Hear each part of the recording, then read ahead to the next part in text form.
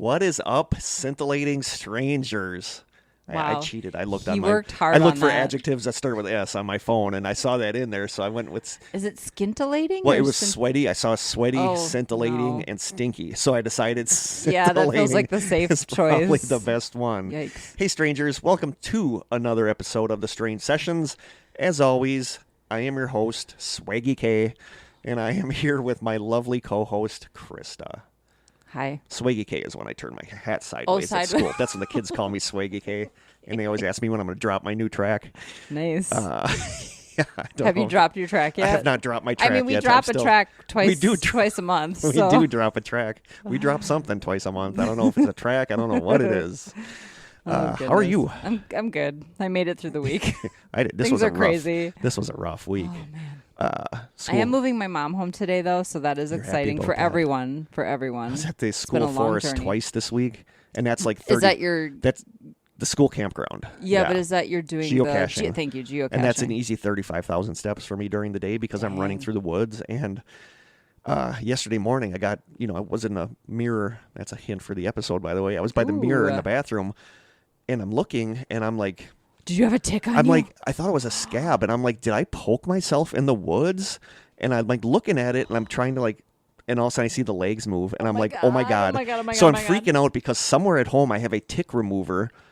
And it wasn't in your skin, though. It was in my skin. Oh, shoot. And I have a tick remover, so I'm frantically looking for this. And finally, I'm just freaking out. I want it out, so I took a tweezers and popped. And it's weird because you're pulling your skin. You can see your skin, but it doesn't hurt because it does some kind of numbing thing, I think, with the tick. But that's why you don't feel it. I'm like yanking this out, and then I finally got it. And I don't think anything is in me, but I guess 3 or 4 kids had ticks. I've never had one actually in my skin. I've had them crawling. I've had it on twice me, now. I've had it twice in my skin. Jim and I rented a cabin a couple years ago in the Dells, and we went for like a 10-minute walk in the woods, and we came back, and each of us had a dozen ticks, like a dozen each crawling on us. It was horrifying. And so I don't know. I hope I don't get Lyme disease. Well, watch for that bullseye rash, then you'll know. I hope I don't get a bullseye rash. Yeah. The area where it was is really like red. Debilitating. But I do think that when I'm already worried because that's just from pulling it out. I'm already worried because just jump into shout-outs quick before we get this gets longer. Shout-outs to our newest strangers. Those are Andy Watson, JJ Johnstone, and Anija, Anija. I like that. Yeah, it's pretty. Whatever that is. I don't know if it's Anija. I like it. Anija Sly.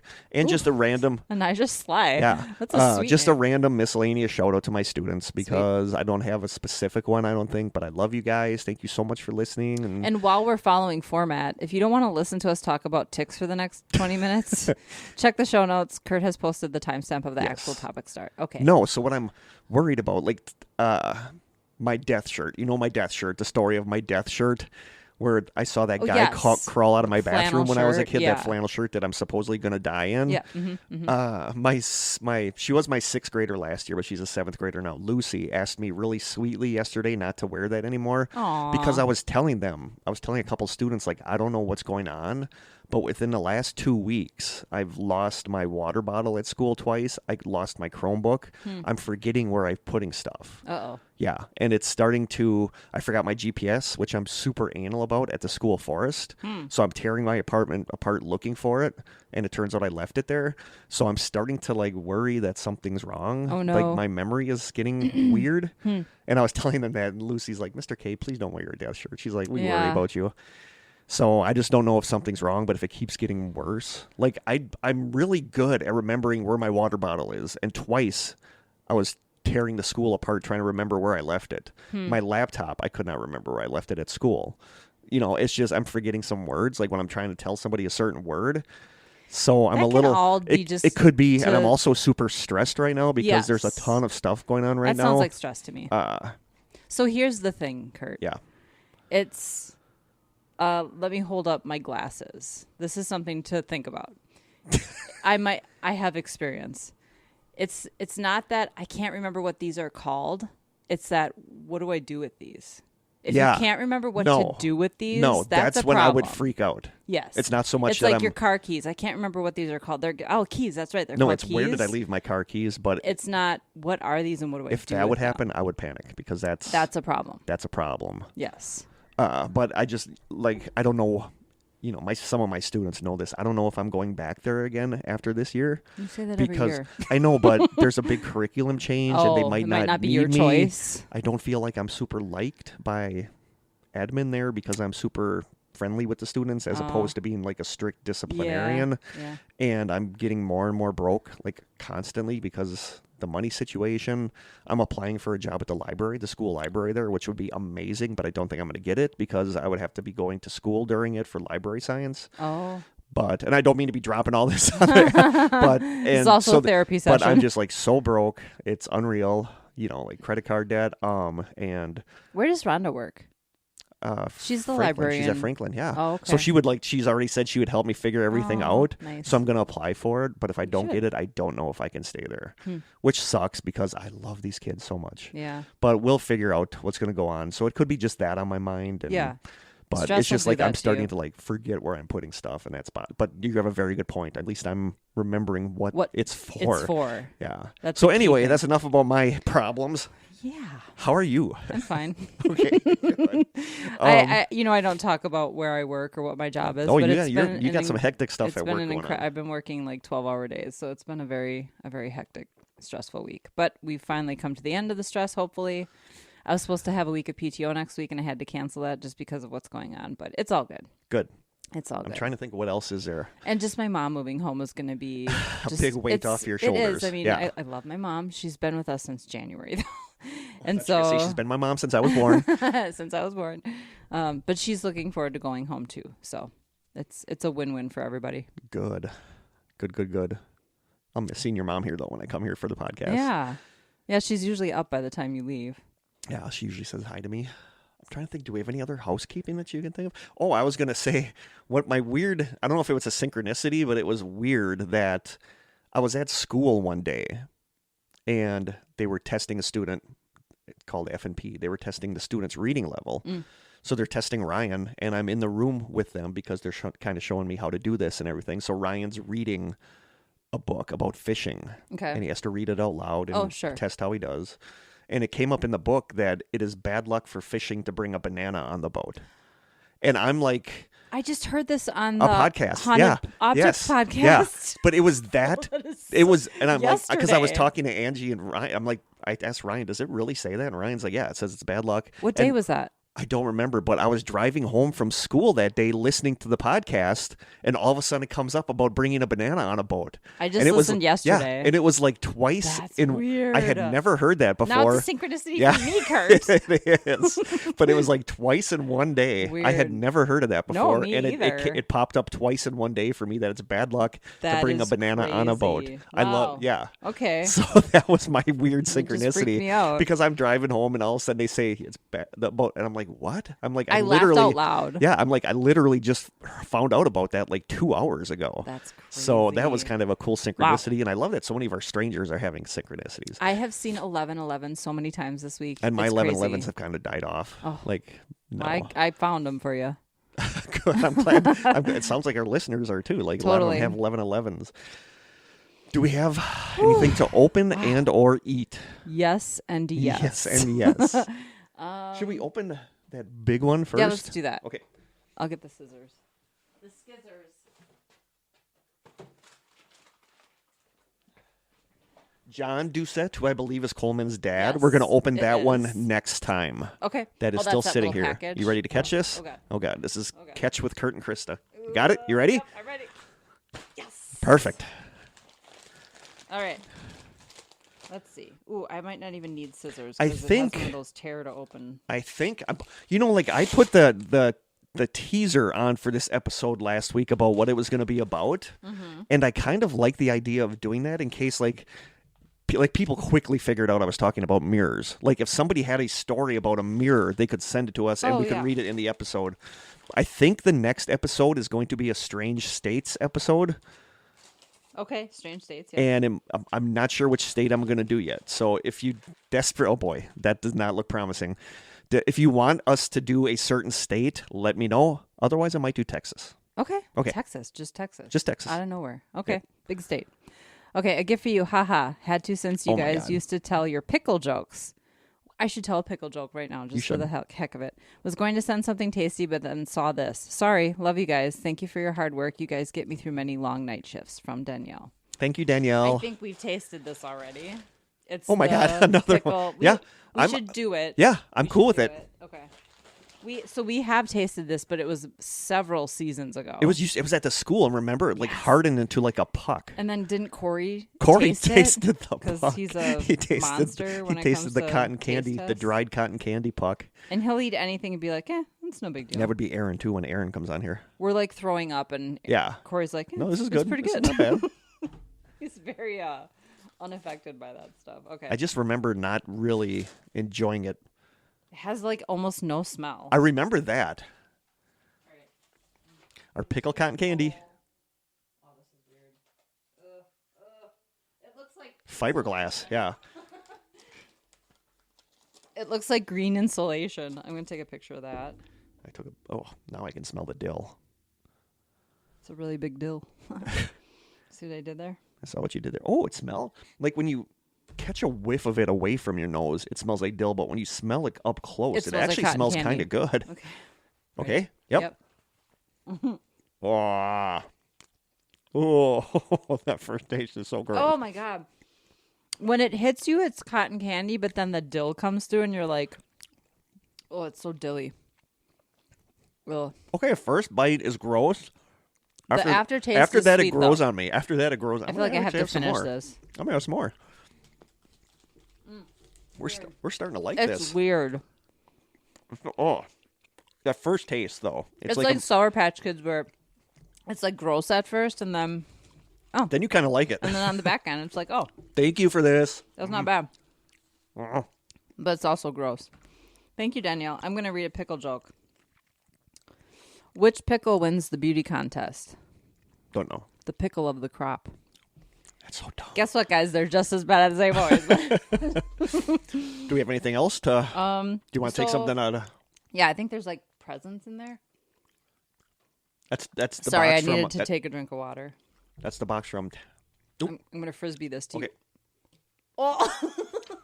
It like flew over your head and hit Bigfoot in the face. Okay. No, who's that box from? Which box is that? Who is this? What's in it? It's on the thing you're holding, the flap. Oh. Tiana. Tiana's. That's Tiana's box. I'm just going to reach in and grab something. Ooh, it's a book. It's a book. The Hollow Places. Ooh. Okay, hold on. And there's bookmarks. Yeah, I see bookmarks. Okay, it's a book. It's called The Hollow Places, a novel by T. Kingfisher. And it looks like there's bookmarks in here. Oh, and a McDonald's gift card. Come on. Seriously? That is so cute. That's for you, obviously. Oh, thank you so much. It says, oh, I myself am strange and unusual. It's That's from awesome. Beetlejuice. That is awesome. I love Lydia. Oh, these are so cute. Okay, let me take pictures of everything. I think they told me something about this book. This might have to be a book club book. Yeah, maybe let's do that for a book club book. Okay. Okay, taking a picture. I myself am strange and unusual. I like this, actually. Winona This pickle. Ryder's one of her best characters. Never saw it. You've never seen Beetlejuice? Nope. Okay. Let me just Wow. That was such an... sink in for a minute. Okay. Thank you so much. Kurt has breakfast for the next several weeks. Oh, my God. Thank you so How much. perfect is that? That is perfect. Thank you so much, because I was just complaining about being broke. Okay, do you want to take the book, and then I'll just find one on Amazon or whatever for the book club? Yeah. Okay. Amazing. Thank you. I'm excited for this. Okay. Okay. All right. You ready? Yeah. We are actually going to get this done in it's 18 minutes. We haven't stuck to the titillating 20. You want to take something else out of our box? Sure. It's like, let's burn up those last 2 minutes. That's right. We got them. Might as well use them. Fill another book. Whoa. Look at that. Oh, that is cool. Is Squonk in there? We'll find out. It's a really cool book. It almost feels like a kid's book, but it's Tales of the Cryptids Mysterious creatures that may or may not exist, as investigated by Hall, Spears, and Young. Here, hold it up. I'm going to send her a picture of you holding it up. Oh, let me take my glasses off. I only want to look sort of nerdy. Perfect. You know, I was going to say this earlier, but I didn't know how you would take it. You know who you kind of look like when you have your glasses on? Oh, God. What? Zach Baggins. There's a little bit... You're a little Zach Baggins-ish when you got those glasses on. I hope that's not a testament to my abilities or integrity as an investigator. No, it's not. Okay, thank you. You're a little Baggins-esque. He's sort of what do you want to call it? Charlatan. Yes, but everybody's sort of like coming. And it's weird at because him I right actually now. talk about him in this episode. Oh, do you know? Yes, I do. Oh, this is a terrible picture. No, what is the word I'm looking for? He's like not enemy number one. You know what I'm trying to say? Like everybody's kind of like Yeah, but then I also feel sorry throwing for him him. under I the feel bus right sorry now. for him because everybody, yeah, you know, is throwing him under the bus. it's like that with Paris Hilton. Like I liked Paris I Hilton. think people have come around to Paris Hilton. I think they a little really bit. have, but Yeah. I liked her when everybody hated her just because I felt bad because everybody hated her. Oh, this is cool. This is fun. That is cool. It's like it feels like almost a kid's educational book about cryptids. That is awesome. We need this in our curriculum. We do. We need that. We do. We need that in our Strange Sessions library. I'm going to use this bookmark. I am too because excited to I'm use this using bookmark. old receipts as bookmarks right now because Thank you, been Tiana. given bookmarks. I'm not sure where they are. Thank you, Tiana. So nice. I didn't even need the scissors. No. All right, 20 minutes. Boom. Nailed it. We're getting good at this. 7 seasons Next in. time will be like 30 minutes in. Yeah. All right. So, Krista, what are we talking about today? You did the research on this one. Haunted cars. Haunted cars. I don't know. That is not one that popped up on my radar to do an 'Cause I episode just made it up right now. about, but maybe I should. I'm so excited about McDonald's gift certificate. Well, good. I went through there this morning and It's the little things. they had obviously a brand new crew. The Oh. meal took forever. My coffee was lukewarm, Oh, man. but I also don't want to complain, because it sucks when you're like new at a job. And yeah. I told you about the time I went there and I went to the window and they said the person ahead of me paid for mine. Oh, really? And they said, you're like, yeah, great, now I got to pay for the guy Well, that's the behind me? thing. It was like $6 or $7 for mine, and they're like, "Do you want to pay for the person behind you?" And I'm like, "Sure." And they're like, "That'll be $19." And I'm like, "Oh." So I got hosed on that deal, but could have went either way. Yeah. Such as not everything always comes up, Kurt. I also think it's okay to be like, I only have $6 or $7. Can I put that towards it? And it would still be I didn't ever thought of that, it would still be a pay it forward kind of thing. and I completely forgot. I think today is Earth Day. It is Earth Day, so Happy talk Earth Day. talk a little bit because I forgot to put on my other glasses. Oh, I love the planet. Eat more vegetables. Use less plastic. I love vegetables. Go smell a flower. If you have any flowers yet. Our bulbs are coming up, but we don't have any actual flowers yet. We're too close to the No, lake. but you can see like the trees are. Budding. Are Yes, budding. that's exciting. We have that tree in our front yard that's going to blossom pretty soon. It has white blossoms on it in the spring. All right, I'm going to start my stopwatch so I can edit this if I have to. That was a lot of pressure. That was by a the lot way. of pressure, but you did good. Jeez. You did good. Okay, nailed it. Are you ready? I am ready. I was going to bring this word up, and I don't even know how to pronounce it.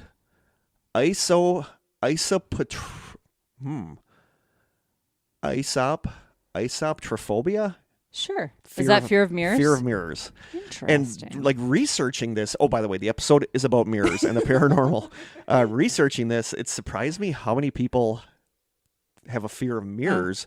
And what's interesting is the book that you have me reading for the book club, the Dean Koontz one, like she's afraid of her reflection Yes. in mirrors. So it was cool I reading haven't that. started it yet. But It was cool reading that when I was reaching this. Yeah. But I have Nice dove tie-in. deep into mirrors for the last 2 weeks.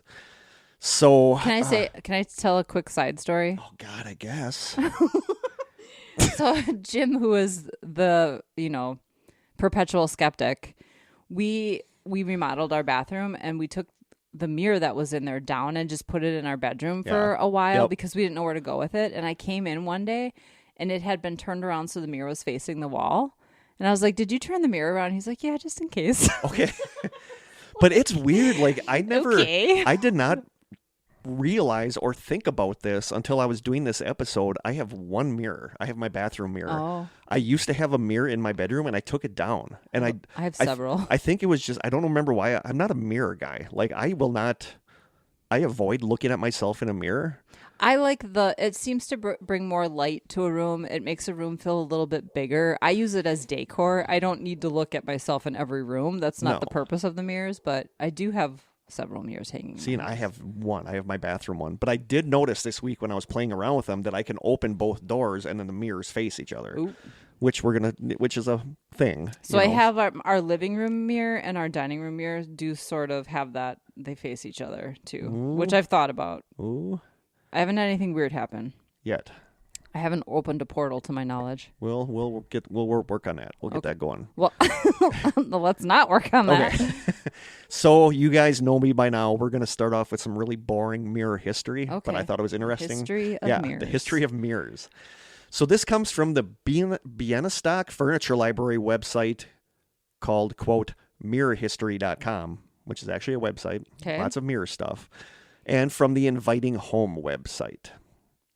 The word mirror derives from the French miroir and from the Latin mirare, which means to admire. I never knew that. That makes sense. The Romans, this word has a different use today. The Romans themselves, however, used the word speculum from, isn't that what they use in a gynecological exam?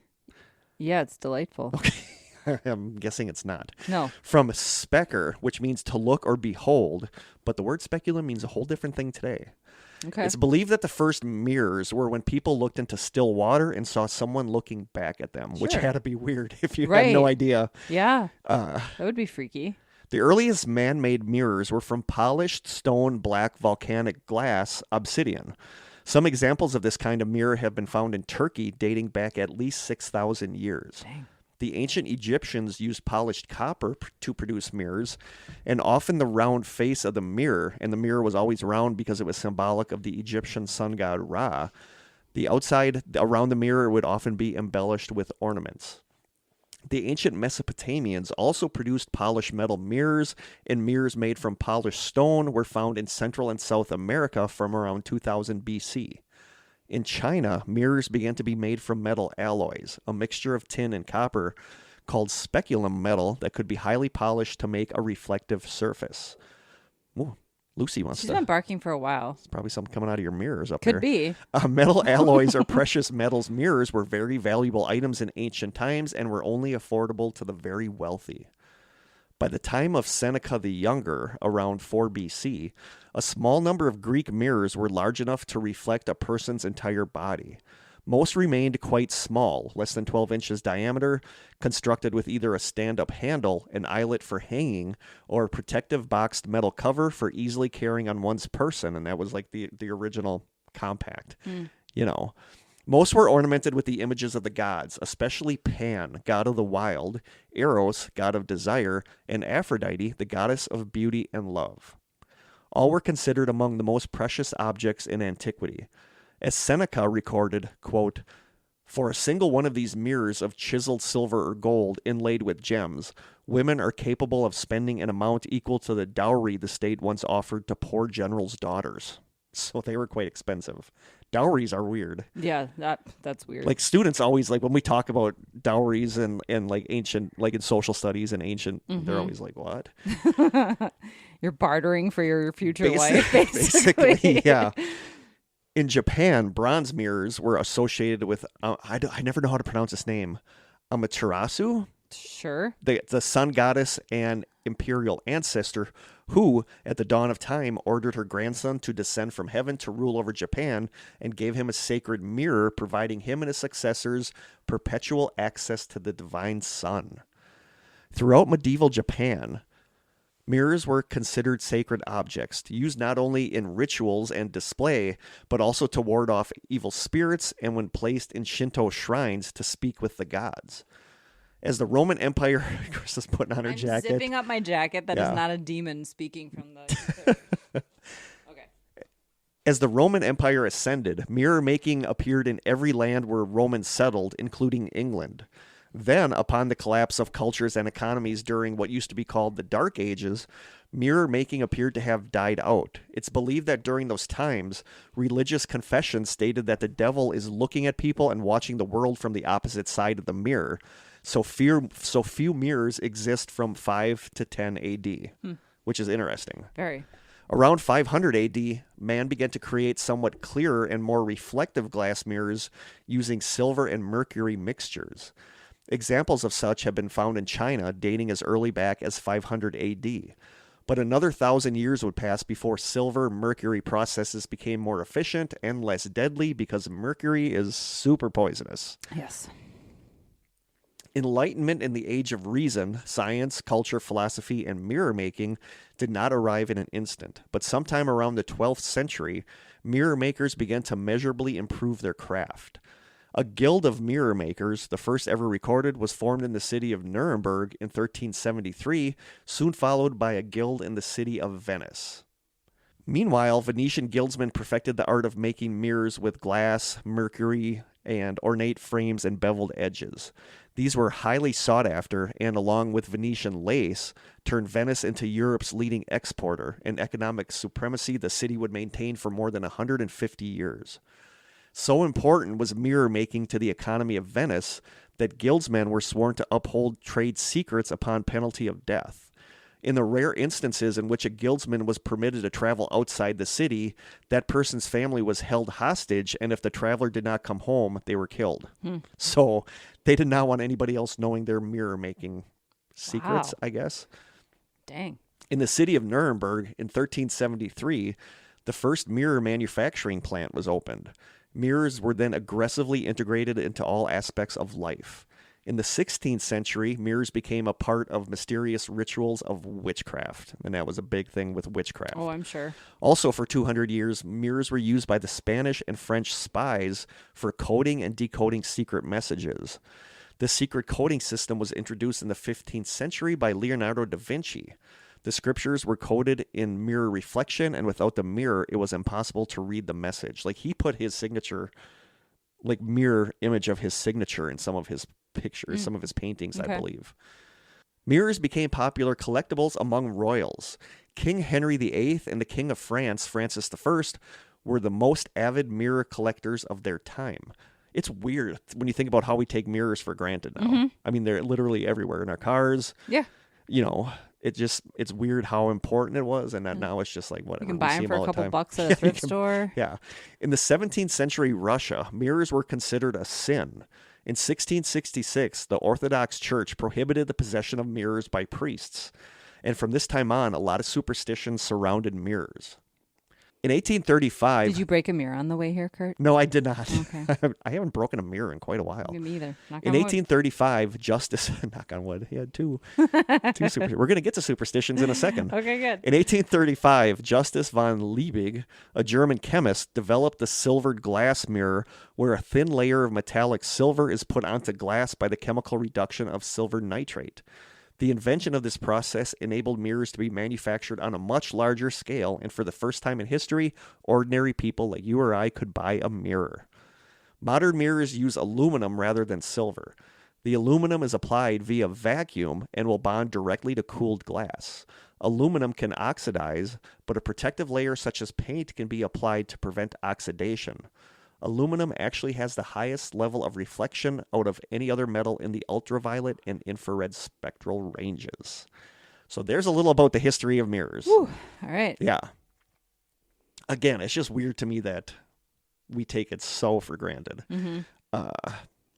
And like some museums have like mirrors on display, you know, because they're famous mirrors and stuff. And it's just something that I never thought about. The mirror we have in our living room, we found it at an antique store a long time ago. It's a beveled mirror. It's really pretty. Yeah, that's like it's going to come up in here, but people say like don't buy mirrors from thrift stores because if there is any kind of energy in a mirror, I mean, you don't know what happened in front of that mirror.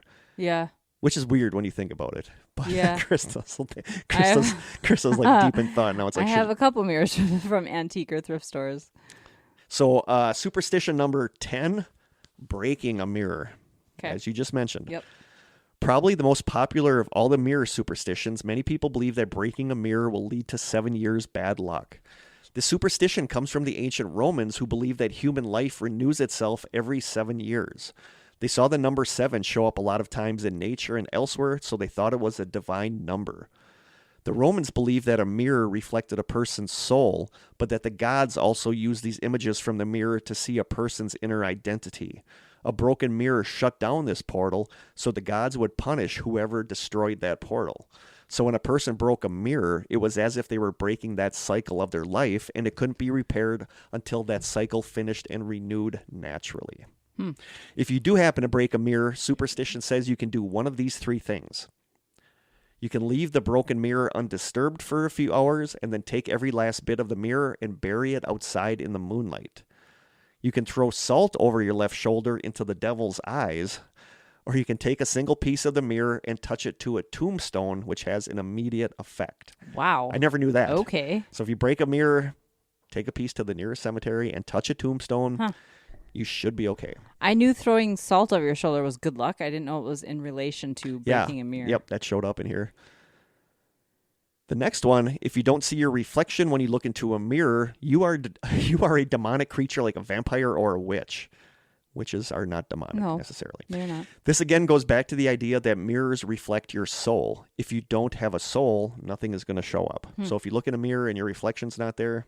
I definitely have a reflection. Yeah, I do too. Feel good about that. You're a demon if you don't. The next one.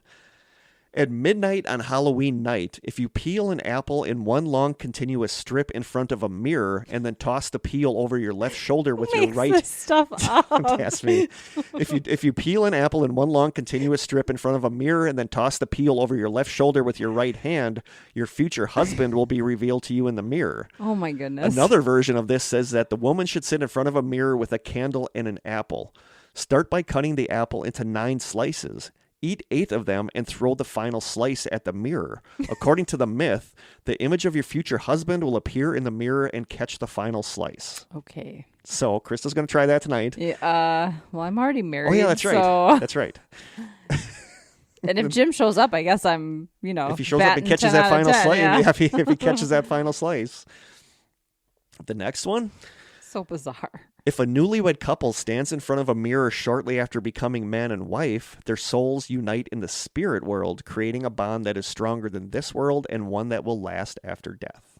I love how after you're married, the man gets to stay a man, but the woman is not the wife. Yeah, exactly. Just pointing that out. That's very good. Very good point.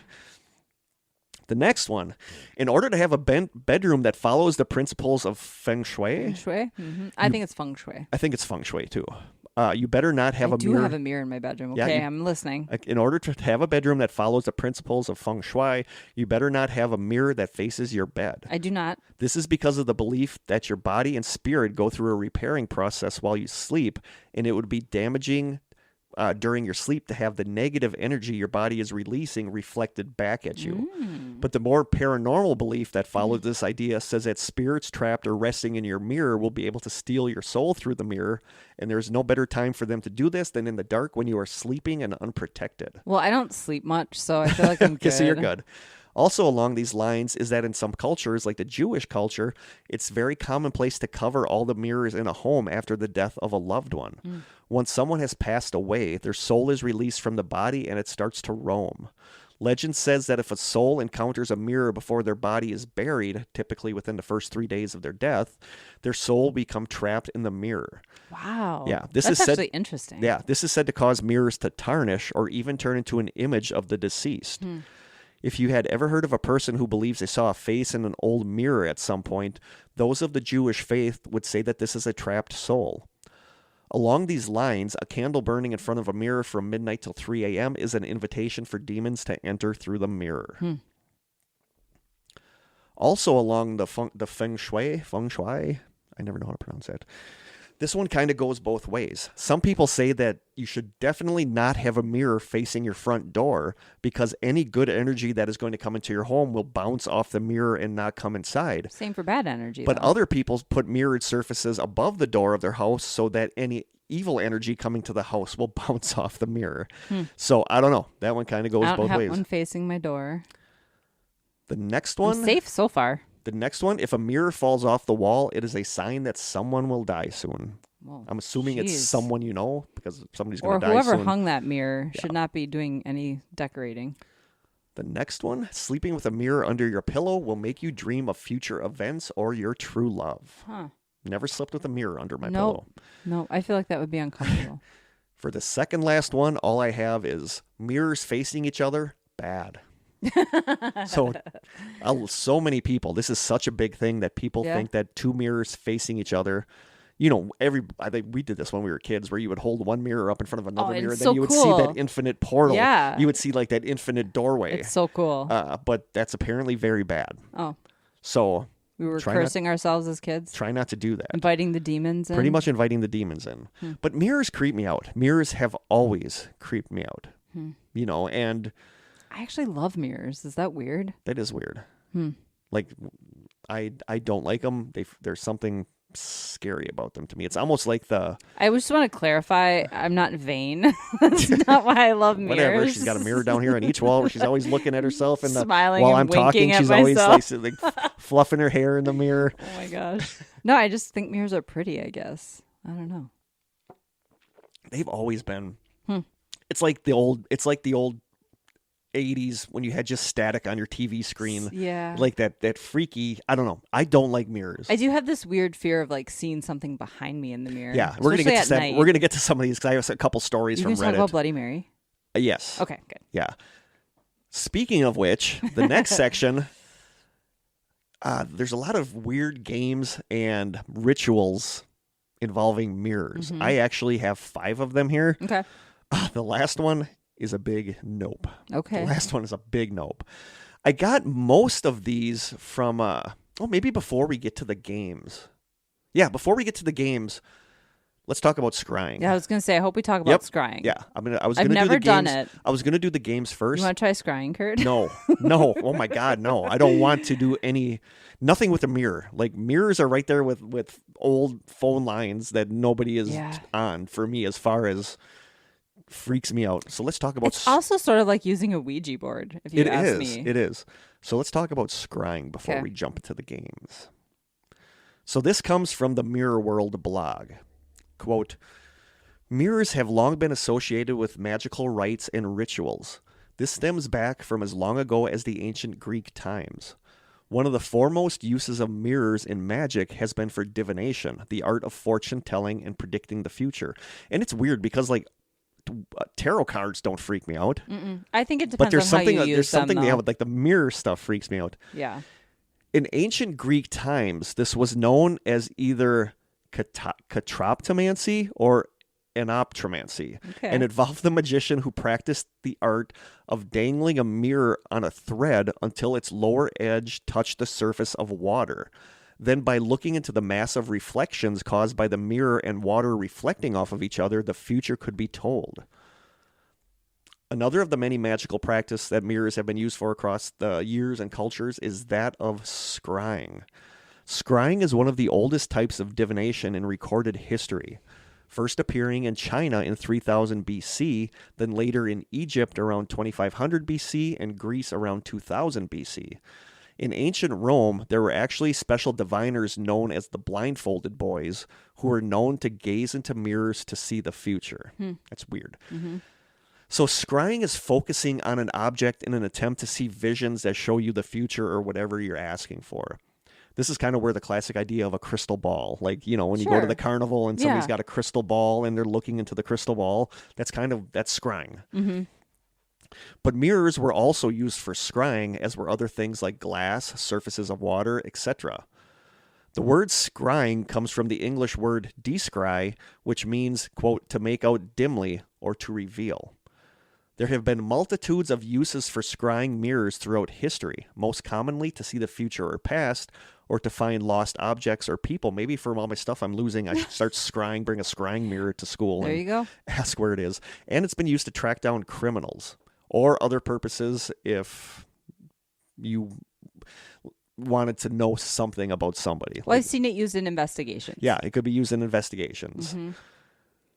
Some believe an alternate use for scrying mirrors made from obsidian is to view yourself in parallel lives or past lives.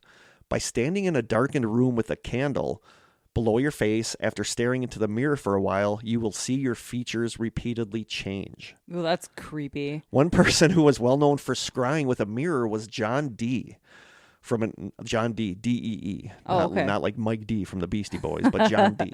Okay. From an August 17th, 2022 livescience.com article called, quote, Spirit Mirror used by 16th century occultist John D came from the Aztec Empire. The article says, the 16th century courtier, John Dee, a scientific advisor to England's Queen Elizabeth I, was also deeply involved in magic and the occult, and he tried to communicate with ghosts using a so-called spirit mirror made of polished obsidian.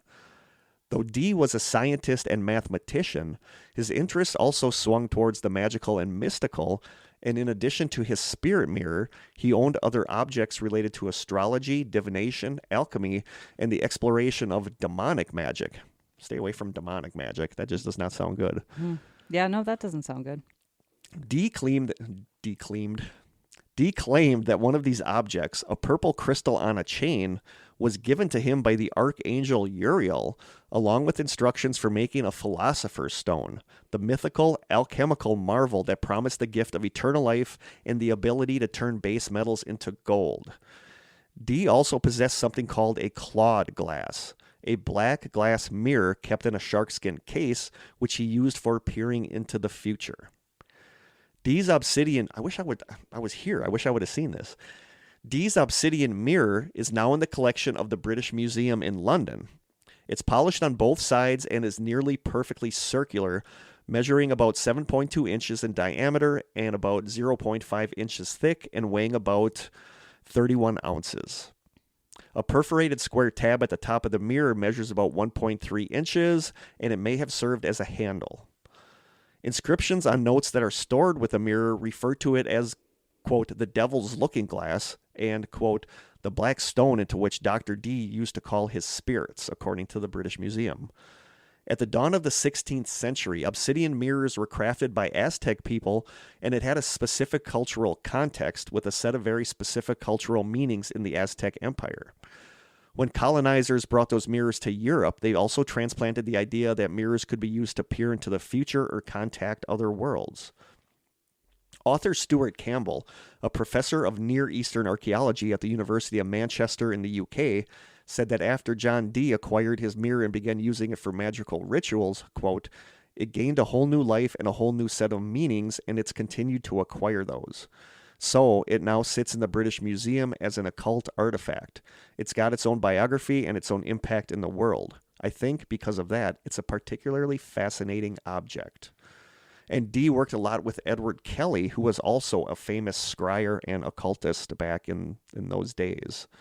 But Dee is like an interesting guy. Like when I was looking up stuff about John Dee. But I'd love to have seen his mirror when I was at the British Museum, like his scrying mirror. Another one of the most well-known scryers was, who do you think? Who's famous for fortune, like predicting the future? Oh, Nostradamus? Yep. Okay. Another one of the most well-known scryers was Nostradamus. Nostradamus was a French astrologer, apothecary, physician, and reputed seer from the early to mid-1500s. By most accounts, he used a bowl of water to do his scrying, but some sources say that he may have also used a scrying mirror. I want to do an episode about Nostradamus. I actually just bought a book, that's a good idea. An old paperback book, talking about all his verses Lots and what they all mean. There. So yeah, I want to do an episode about Nostradamus at some point. Cool. I kind of think it's not what it's cracked up to be. Sure. I think it's a lot of people reading stuff into it, but I still think it's fascinating. A lot of it's probably just him making common sense observations. Yeah. You know what I mean? Yep. So, as mentioned with John Dee, scrying mirrors are darker than regular mirrors and are usually made from obsidian or black obsidian. You can buy them all over the web. I mean, I was looking them up. We could buy one for the studio if you want a scrying mirror for the studio. You're thinking about it. You didn't immediately. Just kind of looking around like, You didn't immediately nope that. Like, no, I'm not noping it. Huh. That surprises me.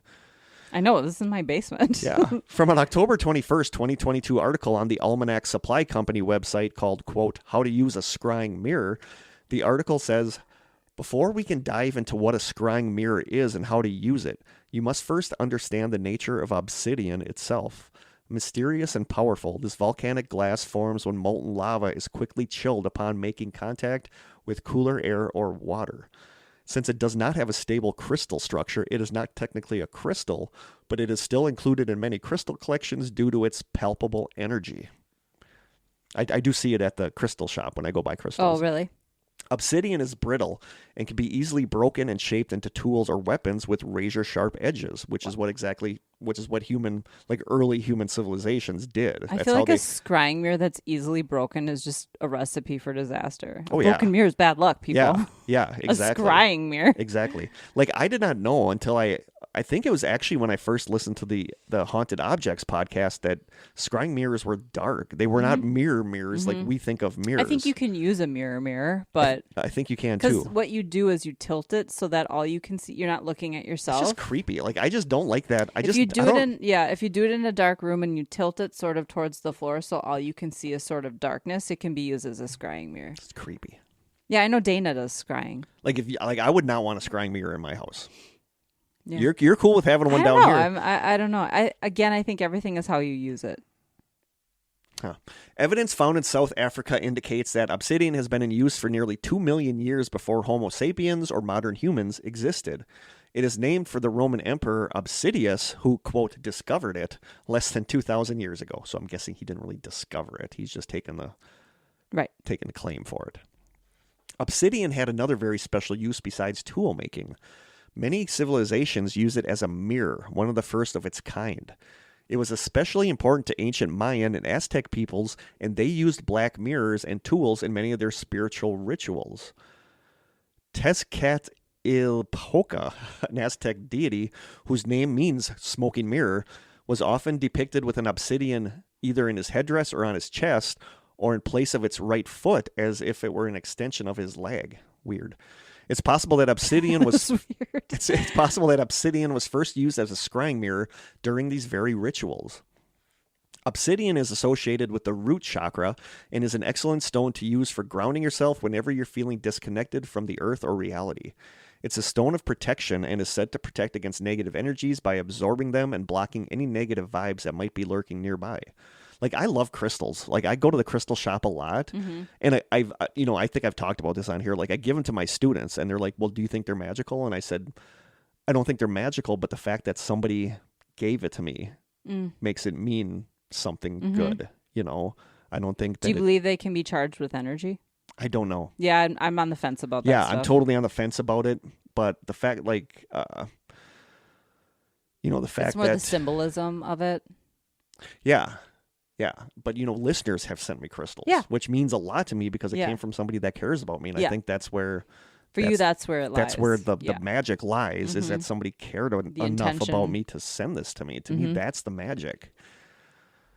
It is a stone of protection and is said to protect against negative energies by absorbing them and blocking any negative vibes that might be lurking nearby. Additionally, obsidian is a stone many turn to when they feel they are lacking clarity and want to get to the truth of a task. In the simplest terms, scrying is peering into the surface of an object, usually one imbued with mystical energy, to see images or symbols that you then interpret meaning from. Traditionally, scrying is depicted as a form of fortune-telling, a way to peer beyond the present into the future and see what lies ahead. Recently, a more modern school of thought has taken hold of, and many people now view scrying as a tool of self-reflection, much like tarot cards. I am personally inclined to agree with the latter. So instead of seeing future riches or doom, you're more likely to gain a new perspective on someone or something by peering into the depths of obsidian's reflective surface and yourself. Under this school of thought, it could be said that the symbols and images you see are actually manifested by you as you struggle to resonate your understanding between your consciousness and unconsciousness. I like that. I like that idea that you're the same with the tarot cards. Like, it's you that are like interpreting what the cards say. Like, it's coming from you, not from the spirit world, but it's just like you getting a glimpse of yourself and 100%. What you really want to happen. That's how I use tarot cards. I think a lot of people do use it as, okay, universe or spirit, give me messages through the cards. Yeah. I don't use it that way because to me it's the same thing as a Ouija board then. Yeah. For me, I'm using my own inner tuition. You're using your own energies to... my own perspective. Yeah, it's totally internal for me. That's why I don't consider it dangerous for myself, because of the way I use them. That's interesting. I think a Ouija board could be used the same way. Yeah. No, yeah, but to me, the Ouija board is always an outside external spirit. I just never thought of. You could I guess use it you the could, same but way. I never thought of using a Ouija board as an internal focusing. You could use a scrying mirror as an internal focusing tool True. as well. What's the name of that show that's on? Is it Netflix? Is it Black Mirror? Dark Mirror? I've never watched that. It's good. Is it? Yeah. I think it's Black Mirror. Yeah, I think it is Black Mirror. But it's cool because it's like it's Isn't it all it's like stories? Yeah, it's like a dark reflection of what could happen with us with technology. So it's kind of a cool name. You should watch it. I mean, there's like the first episode is just horrible. Is that the one? I think that's the only one. Does it have to do with pigs? Yeah. That's the only one I watched, and I was like, nope. No, none of the rest are like that. If I made it past that Yes, episode, I'd just like it. Like okay. the sex with the pig episode is I was it's like, just what like the heck? that is don't like just go from there. But then it goes into like the ideas of how technology can be warped, and you should watch Bandersnatch because Bandersnatch is cool because that's one where. Is that an episode? Yeah. Okay. But you're watching the episode, and it's like a choose your own adventure where you press the button on your remote to determine what the character is going to do. It was fun. It was really cool. Yeah, like you determine what they do in any given scene. There's so many things I haven't been able to watch because my mom is here. Yeah. Like scary stuff, like my Viking violent stuff. She tells me to watch what I want, and then when I turn it on, she's like, "Oh my god, it's so violent." So I have saved up a lot of stuff that I want to watch, and I'll have to check that out because I think even Jim would like that. It's like a Twilight Zone. But, Sweet. it's like on Netflix, so it's obviously it can be nudity or swearing or stuff. But I remember really liking the episode. I remember bikes, like stationary bikes, and they were getting merits for something. And it was like in the future where like if you broke the law or something, you would get demerits and you would get rewarded merits. And it was a really good episode, but I can't for the life of me remember what it was about. But you would like it. And there's ones about virtual reality, like when your loved one dies, you get like a virtual companion of them, and not like, of course, that goes askew. Yeah, but that was bad choice of them to make that other episode the first one because I was so because turned that off episode by that. is like so not. It's horrible. It's horrible. But everybody I talked to told me get through the first episode. The other ones are not like that, and the other ones are very well. But Bandersnatch you would like. Okay, how to scry with a black mirror. It's widely believed that it's best to scry at night, as the practice is closely tied to the energy of the moon. Plus, a calm, dark night is perfect for focusing, as there are fewer distractions around. Whether you are inside or outside, it's best to find a dark, quiet place with as little light as possible. Make sure you have your scrying mirror, candle, and if you'd like to write about your experience, a journal and a pen. Light your candle and some incense, if that's your thing, and place it out of your direct line of sight. It is your thing. And place it out of your direct line of sight, but where it is still visible on the surface of the black mirror. Some prefer to place the candle immediately in front of the mirror and even stare directly into the candle flame. Try different places and arrangements to see what you like best. Next, settle into a comfortable seated position and begin to focus on your breath with your eyes closed or open. In and out, in and out. Each time, try to breathe more slowly, deeply filling and emptying your lungs. Let the thoughts of your day and to-do list drift away.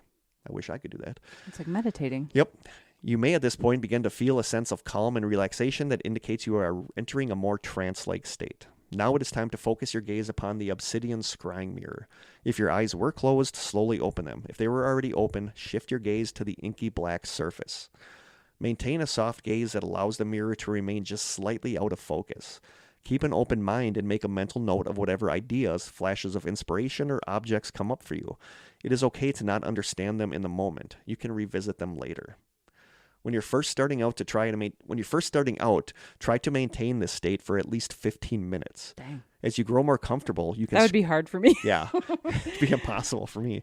As you grow more comfortable, you can scry for longer periods, which may allow you to reach further inside yourself and to gain greater insights. When you're ready, you may end your scrying session. There are no rules or guidelines about how you may choose to end your session. I personally like to just close my eyes and say, "It is done," before blowing out the candle and slowly beginning to move out of my seated position. Be careful when getting up or moving around afterward to avoid tripping in the dark or feeling lightheaded. If you brought your journal and a writing tool, write down what you saw or any random thoughts that came to your mind during your scrying session. It's best to write these things down while your thoughts are still fresh.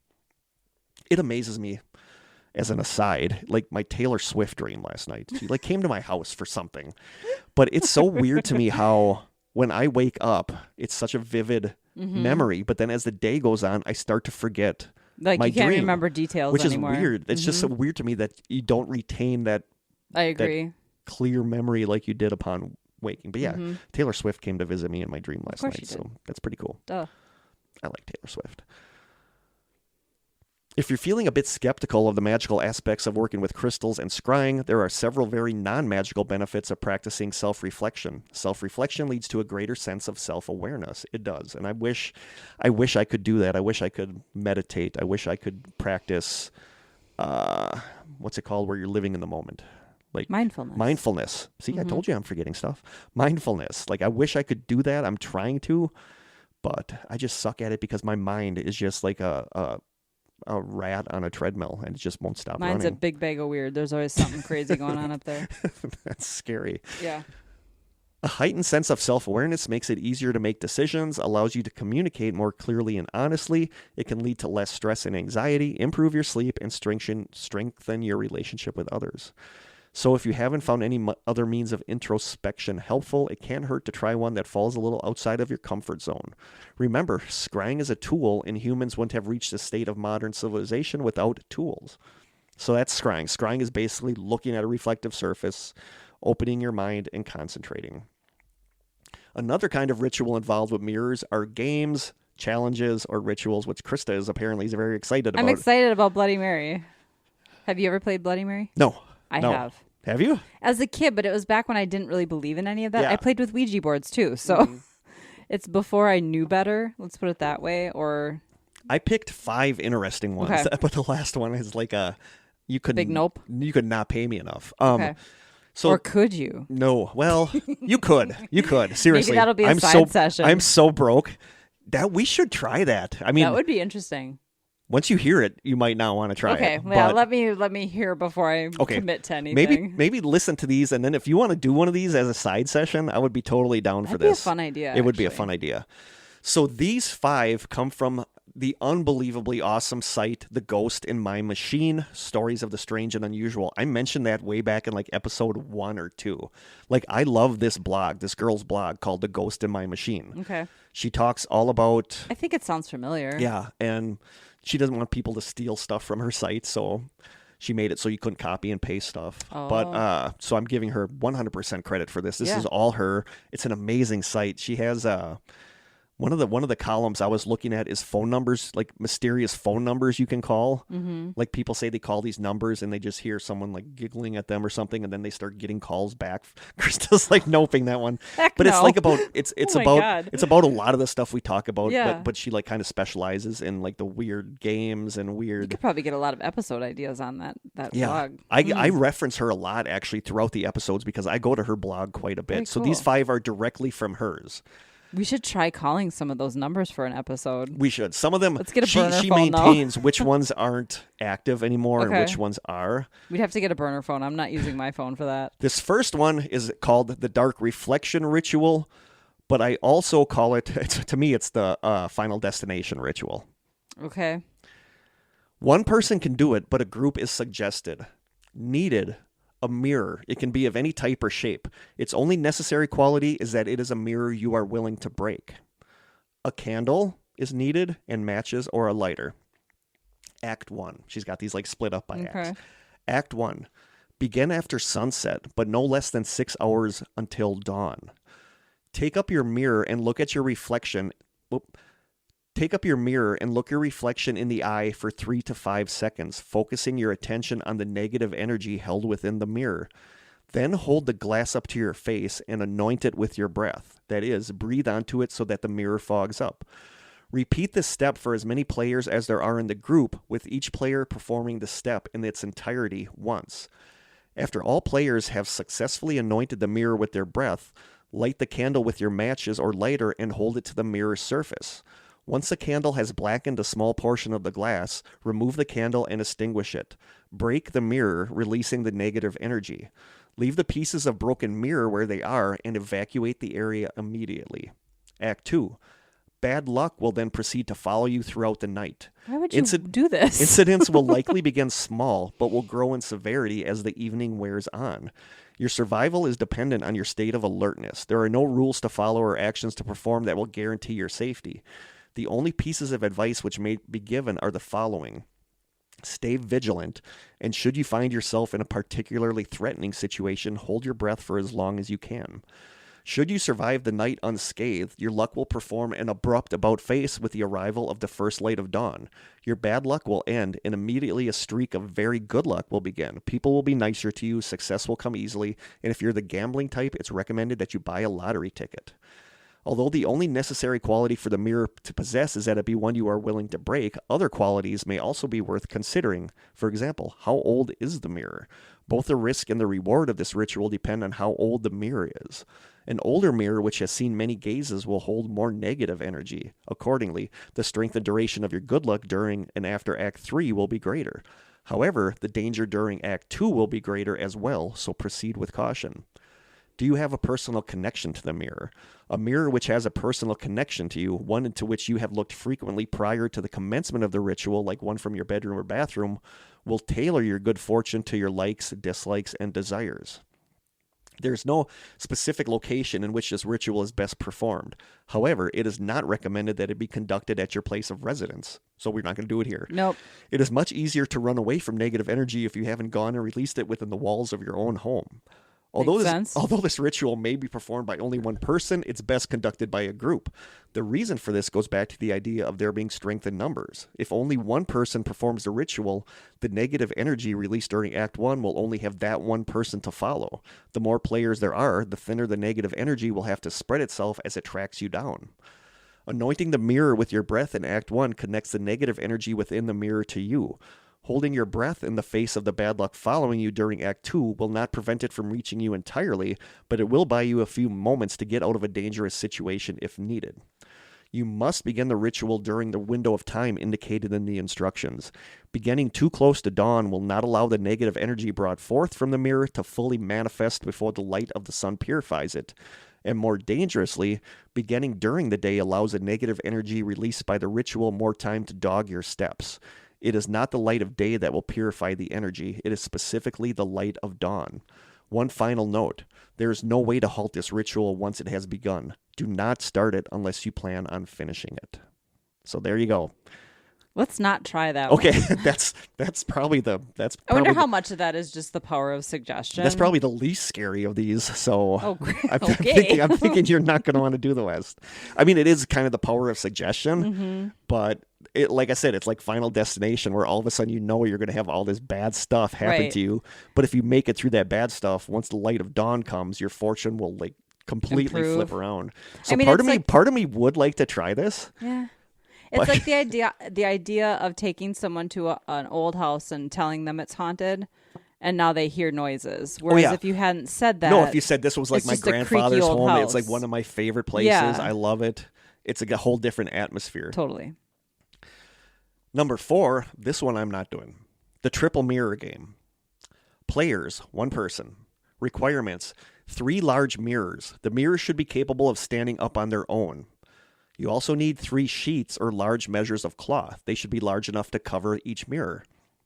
You also need a white candle, matches or a lighter, salt, lots of salt, and a quiet, dark room in which to play. The room must have at least 1 door.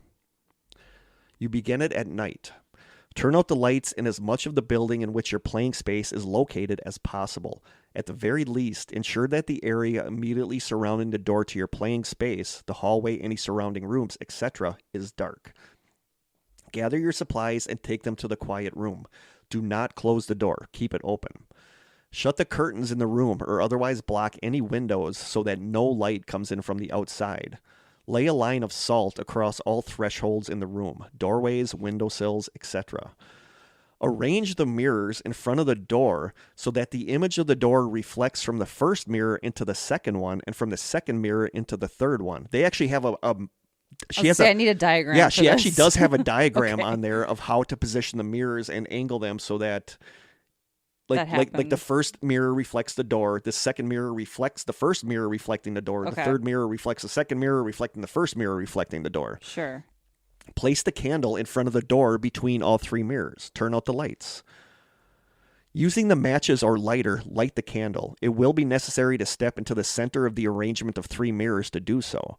Once the candle is lit... Wait a minute. You're lighting the candle after you've turned out the lights and it's pitch dark in the room? Pretty much. It just feels dangerous. Once the candle is lit, step back outside the mirror arrangement as quickly as possible. Remaining inside the room, but outside the arrangement of mirrors, and it shows you where to place yourself. I think I'd use one of those long lighters. Yeah. I'm not stepping in there. It shows you where to place yourself on the diagram. Remaining inside the room, but outside the arrangement of mirrors, position yourself such that you are able to see into the 3rd mirror without being reflected in either of the other 2 mirrors. Direct your gaze into the 3rd mirror that looks on the doorway. Look closely. Closer still. What do you see?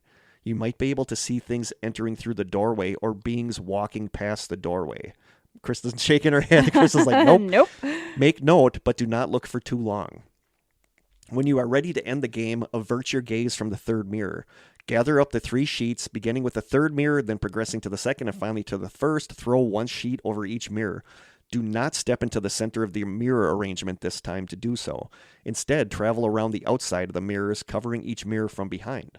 When all 3 mirrors are covered, you can then step into the center of the mirror arrangement and blow out the candle. Remove yourself from the center of the mirror arrangement, though, as quickly as possible. Turn on the lights. Keeping the mirrors covered, dismantle the arrangement and place each mirror so that they are facing a wall. Position them as close to the wall as possible. Leave the mirrors in this position for at least 72 hours. Do not enter the room during that time. After at least 72 hours have passed, remove the mirrors from the premises. Take them somewhere safe for storage. Once they've been taken away from the playing space, you may remove the sheets. It's recommended that you throw salt on the surface of each mirror. Keep the mirrors safe and never again use them for their original purpose. So did you trap something in the mirrors and now you're removing it from your house? Additional notes. It is not necessary to begin the game at a specific time. The only requirement is that it's nighttime when you begin. However, you will likely achieve your best results at specific and notable times such as midnight, 3:33 a.m., etc. Above all else, do not make prolonged eye contact with anything you see in the mirror. Do not make eye contact with anything you see at all if you can help it. That's not a problem with me. You don't need when to tell me storing that. the mirrors, it's recommended that you separate them, taking them to different locations as far away from each other as possible. When they've been taken there, you can remove the sheets and close the window. Close the window that the whatever was coming through. You may use the mirrors to perform the game a second time, but it is not recommended that you perform it in the same place as you did the first time. And again, do not use these mirrors for their original purpose, such as examining your own appearance, etc. Do not break the mirrors. Do not allow them to break while playing or while storing them afterwards. If the mirrors break, you might let them out. And that's something you absolutely do not want to happen, ever. So there you go. I don't like the idea of reflections of reflections of reflections. Because if I saw something walk through that doorway or walk past that doorway... I'd have to sell my house immediately. So, yeah. With the mirrors inside. That is... Sorry, next owner. That is the triple mirror game. Okay, nope. That's Krista's nope in that one? Nope. I'd do the first one before I'd do that one. Number 3 is actually kind of a popular one because I've come across this several times. It's called Three Kings. So you need one person to do it and one partner. The partners in case things go sideways. Oh. Note, both the person doing it and the partner should be mentally, emotionally, and spiritually stable. Can I just say that disclaimer applies to all of these? Pretty much. Okay. Pretty much. Do not attempt it. Don't try this at home, people. Like, seriously, don't do these and, like, let me know what happens because this creeps me out. Yeah. Like, I don't like mirror stuff. Like, tell your friend, have them report back. Sure. Do not attempt if either of you have serious issues in your life. That leaves you and me out. Yeah. Do not attempt if either of you have consumed drugs or alcohol within the last 3 to 5 days. Requirements. One large, quiet, empty room, a basement, or cellar is ideal. So we could do this one down here. A pack of candles, a lighter, an electric fan, 2 large mirrors, 3 chairs, an alarm clock, fully charged mobile phones for both principal and partner, a place to sleep, and a small object of sentimental value. I have all of those Yes, things. you do. Okay. So the prelude began at 11 o'clock p.m. So that's going to be an issue for me. Oh, boy. Kurt's already out. Do not begin if your partner is not there or has not been briefed on his or her role.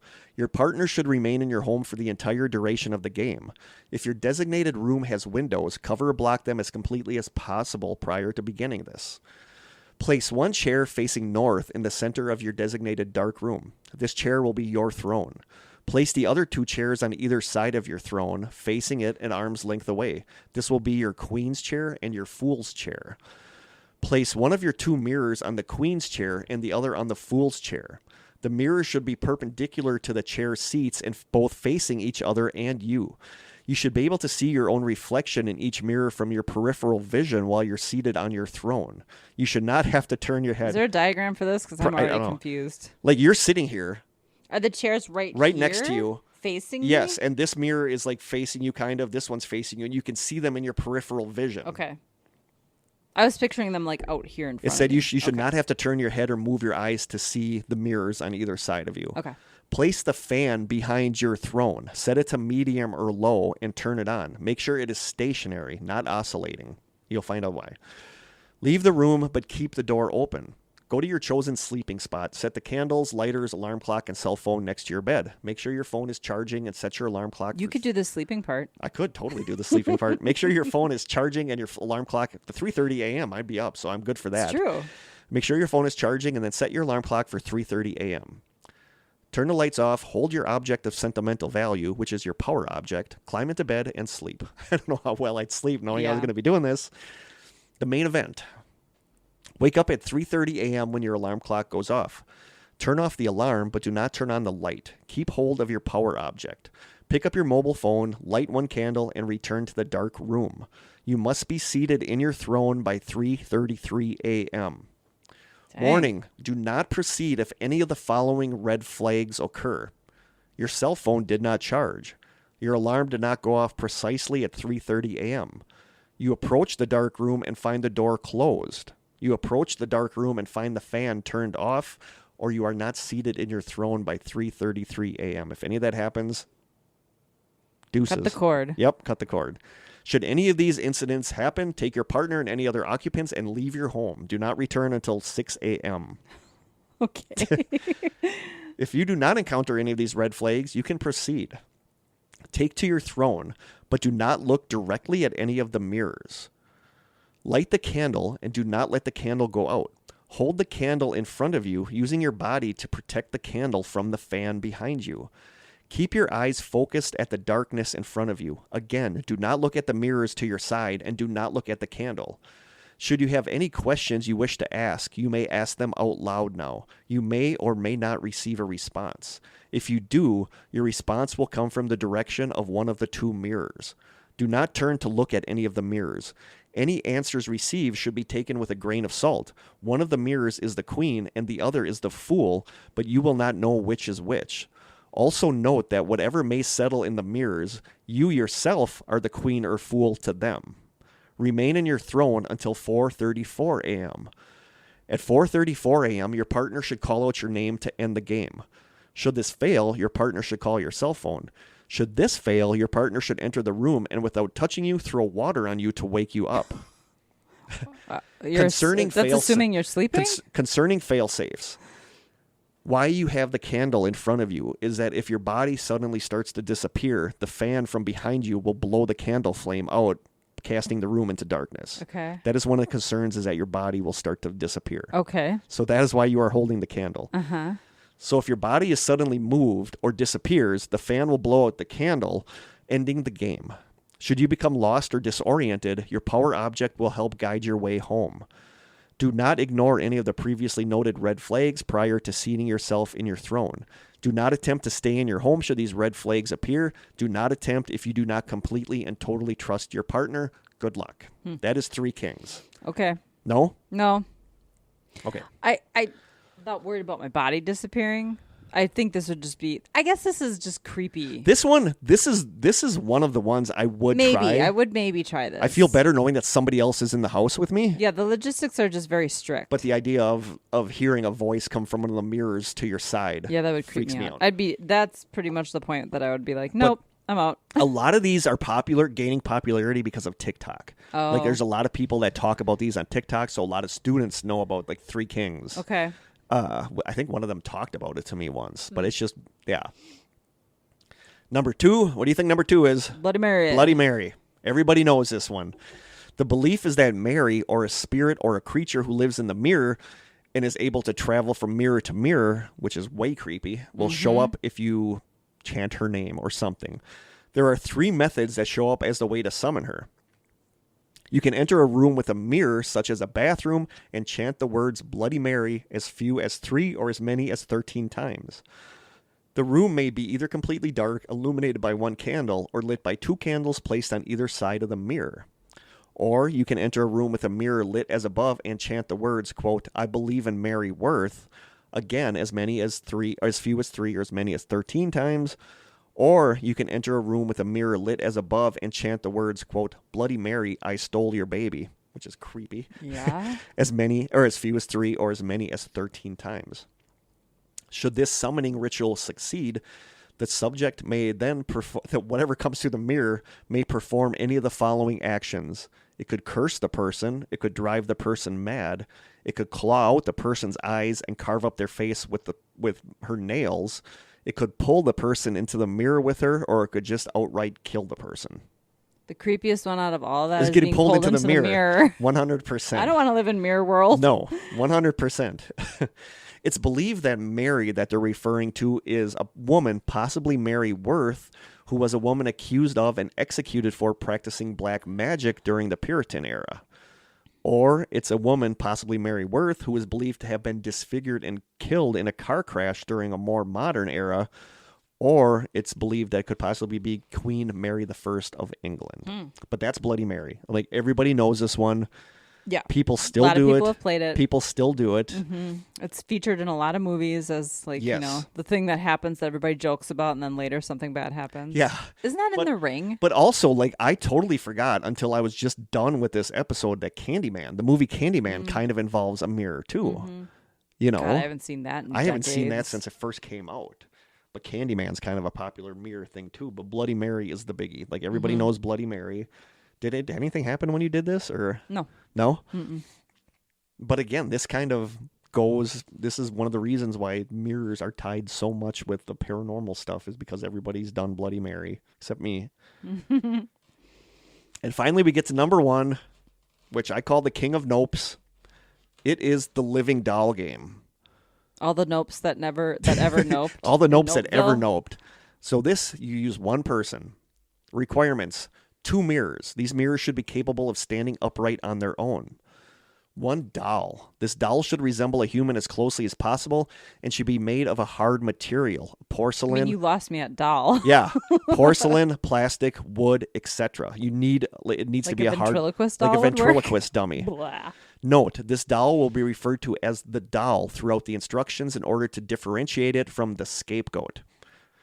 So you need the doll. You need 1 candle. You need matches or lighter, a supply of salt, at least 5 spoonfuls are recommended.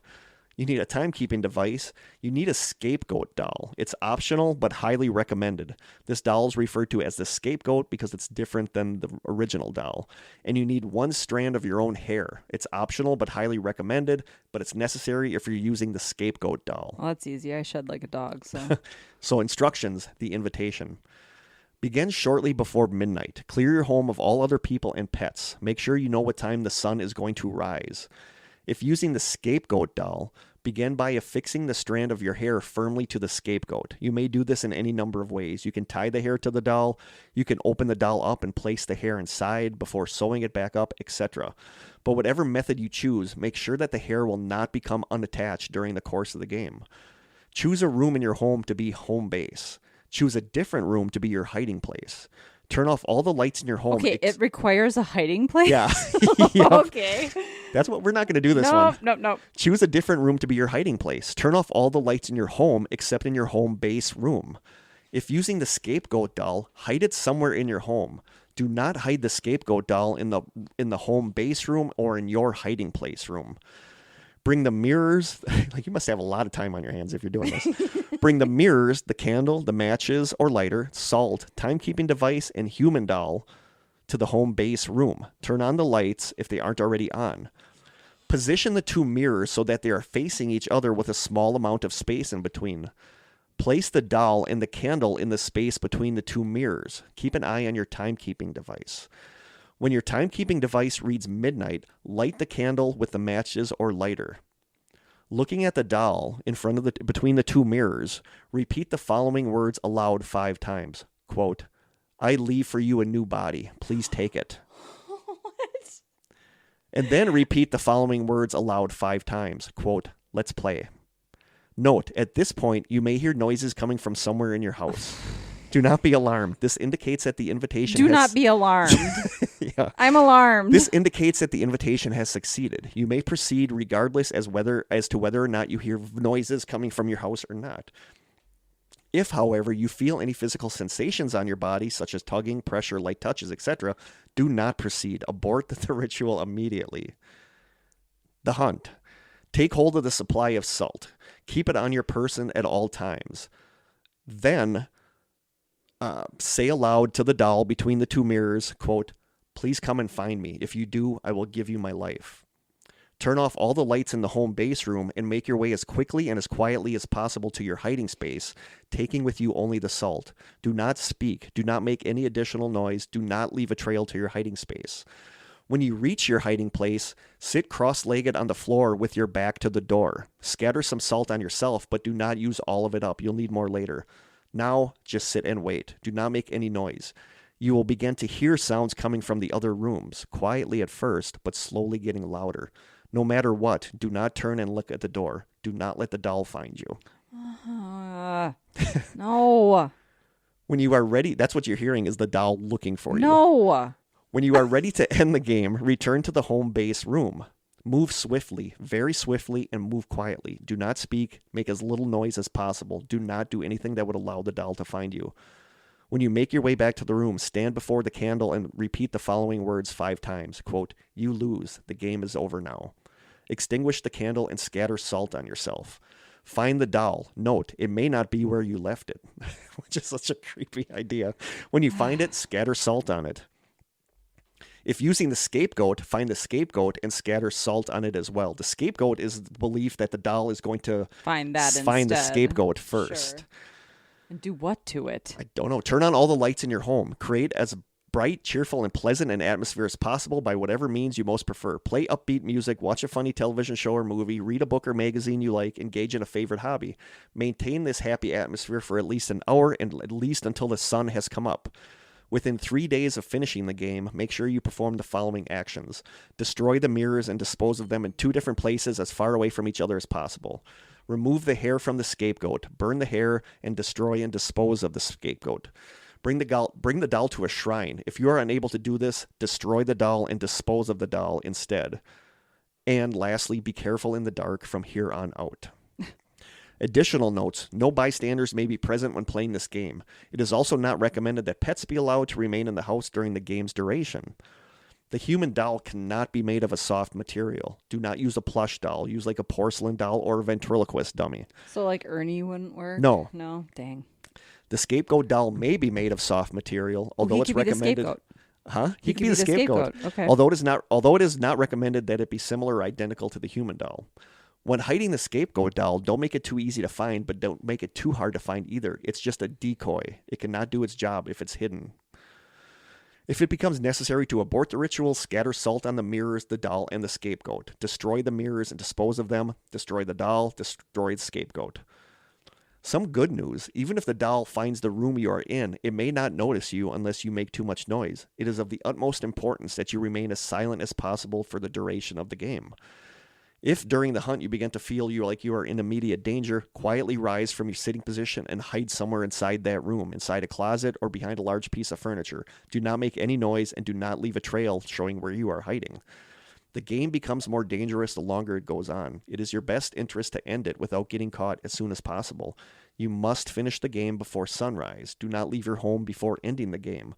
Do not neglect to destroy and dispose of the mirror or the dolls. Do not neglect to end the game. Here you go for an extra challenge. That's not enough. A more challenging variation of the game may be played by making the following adjustments. Before beginning, turn on at least one light in every room in your house. After the hunt begins, do not immediately go to your hiding place. Instead, travel throughout the home, turning off all the lights as you go. When you finally reach your hiding place, turn off the light there as well and sit as previously described. This variation allows the doll to track you based on the status of the lights, making it much easier to find you and catch you. Above all else, do not let the doll catch you. If the doll is now found smiling at the end of the game, it found you. You may not have noticed, but it did. I'm sorry, there's nothing that can be done now. So there you go. There is the living doll. Twisted game of hide and seek. There is the living doll game. Nope. I was even gonna, Jim would nope on this because he thinks dolls are creepy. I'm gonna do an episode about dolls this season, and I was gonna save it for that, but I decided to use it for this one because it's the putting it in between the two mirrors. But this is like a combination of two things that I do not like. A plushie, like if I had like a Gizmo from Gremlins plushie, that would be one thing. That's cute. Yeah. But like a porcelain doll or a ventriloquist dummy. Oh, God, no. No. And to think of sitting cross-legged in that doorway when if you're hearing sounds, if you're hearing something like skittering around your house. I know you don't watch Seinfeld, but there's this episode where Jerry is sleeping in, I think, Kramer's apartment, and he has a ventriloquist doll that's like stored in a dresser named Mr. Marbles. And while Jerry's sleeping, he hears scuttering around the apartment, and he's like lying in bed shaking, going, "Mr. Marbles? Mr. Marbles?" Totally made me think of that. I remember when we stayed at Vicky's, when we slept at Vicky's, she had ventriloquist dolls hanging. She had just had dolls, like marionette in general. dolls. Yeah. Yeah. You were sleeping like by the dolls when I think you got the breathing in your ear. No, I was up by the front register. Oh, was it? But you slept by the dolls because I remember you sleeping back in the toy room. Did I sleep back there? Yes. I think the first time we were there, I remember you sleeping by the that's on the first floor, yeah, right? and she had like the marionettes. Yeah, like, I don't hanging. think I always slept in the front room. No, probably because of the ventriloquist dolls.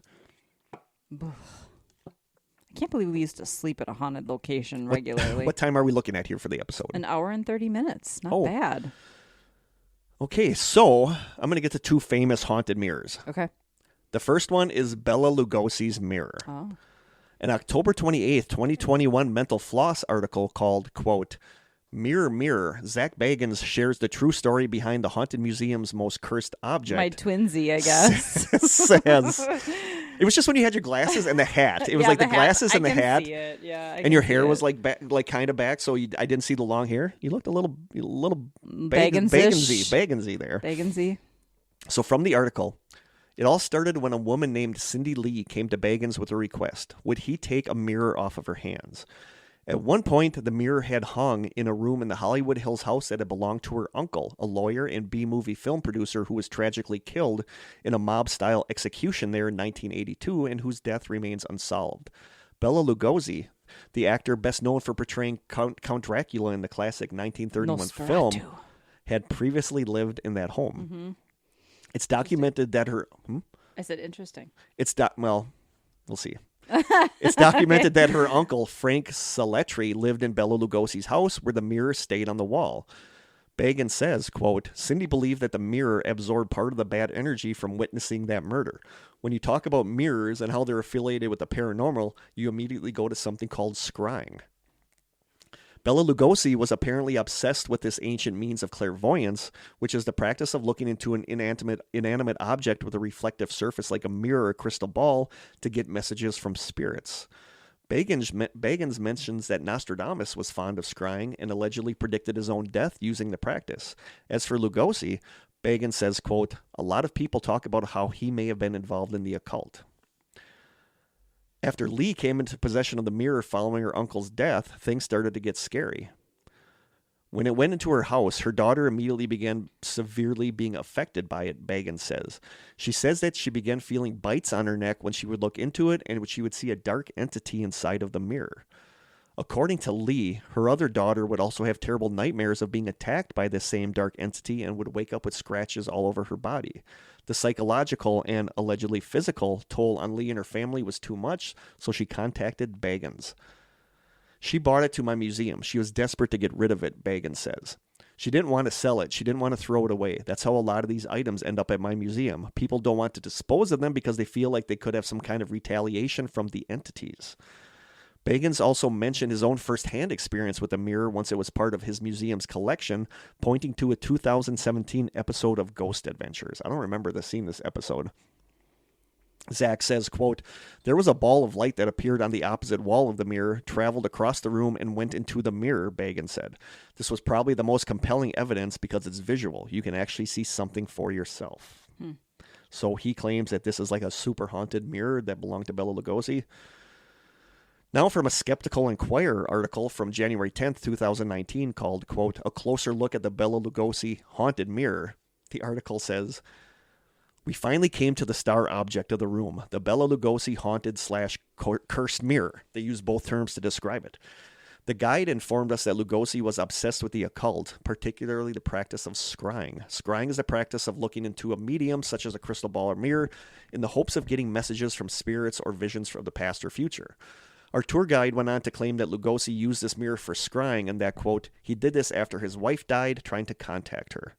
The guide mentioned that this occult practice may have opened a portal to the other side. Our tour guide then related how they've had to call 911 after guests have gazed into the mirror and how she had personally witnessed people physically get sick while encountering the looking glass. We were then offered the chance, if we dared, after having signed waivers in the event we were physically harmed or psychologically scarred in some horrific Lovecraftian way, to gaze into the mirror ourselves. All of us, Donna, my wife, Susan, Mark, and myself, didn't hesitate. Just in case you were worried, my skeptic team did not require emergency services. We were never told the name of Bela Lugosi's wife, who he was trying to contact. This stuck out to me and got my skeptical spidey senses tingling. I later learned that Bela Lugosi had been married 5 times. Being a curious chap, I decided to do a little bit of research and find out which one of his wives had passed away and had been the object of his attempts to contact through supernatural means. Curiously, none of his wives died while married to him, and therefore he was not a widower and was not trying to contact his recently deceased spouse. This made me wonder, if this claim was incorrect, what about the claim that Lugosi was highly into scrying and the occult? After an extensive search across the vastness of the internet for sources that documented the life of Bela Lugosi, including BelaLugosi.com, run by his son and granddaughter, I could find no references to him being involved in any sort of occult practices at all. Let's get back to the haunted mirror. Our guide told us that after Lugosi died, a man named Frank Saletri had rented Lugosi's room, and the mirror behind the curtain hung in Frank's bedroom. We were informed that Frank died a horrific death in that bedroom, likely a mob hit. His body was found on July 12, 1982, bound up in the master bedroom with a single gunshot to the back of the head. This was referred to as gangland execution style by many reports. Sadly, the murder remains unsolved to this day and most likely will remain that way. What really stood out to me during this tour was that they were calling this object the Bela Lugosi haunted mirror rather than the Saletri haunted mirror. Since they made it sound as if the murderer's energy and the energy of the death was trapped within it, it seems only logical to at least name it after Saletri.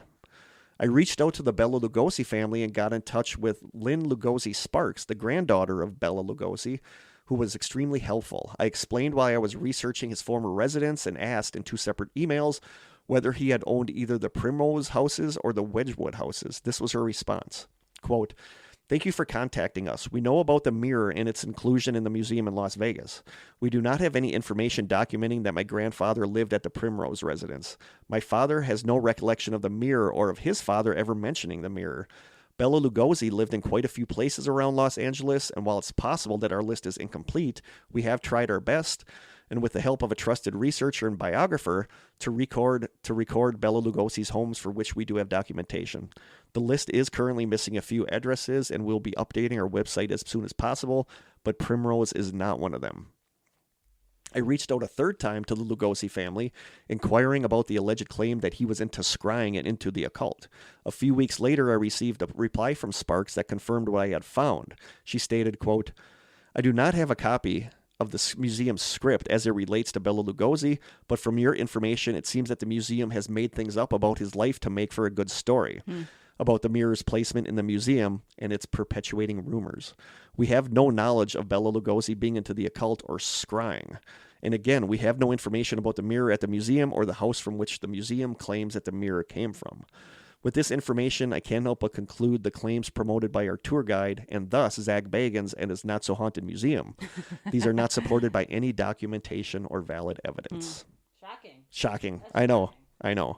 Yeah, like the thing is, someone was killed in front of it, like gunned down, gunshot to the head, but it was this guy. It wasn't Bela Lugosi, but it's like tying the Bela Lugosi name dredges up these ideas of, So, yeah.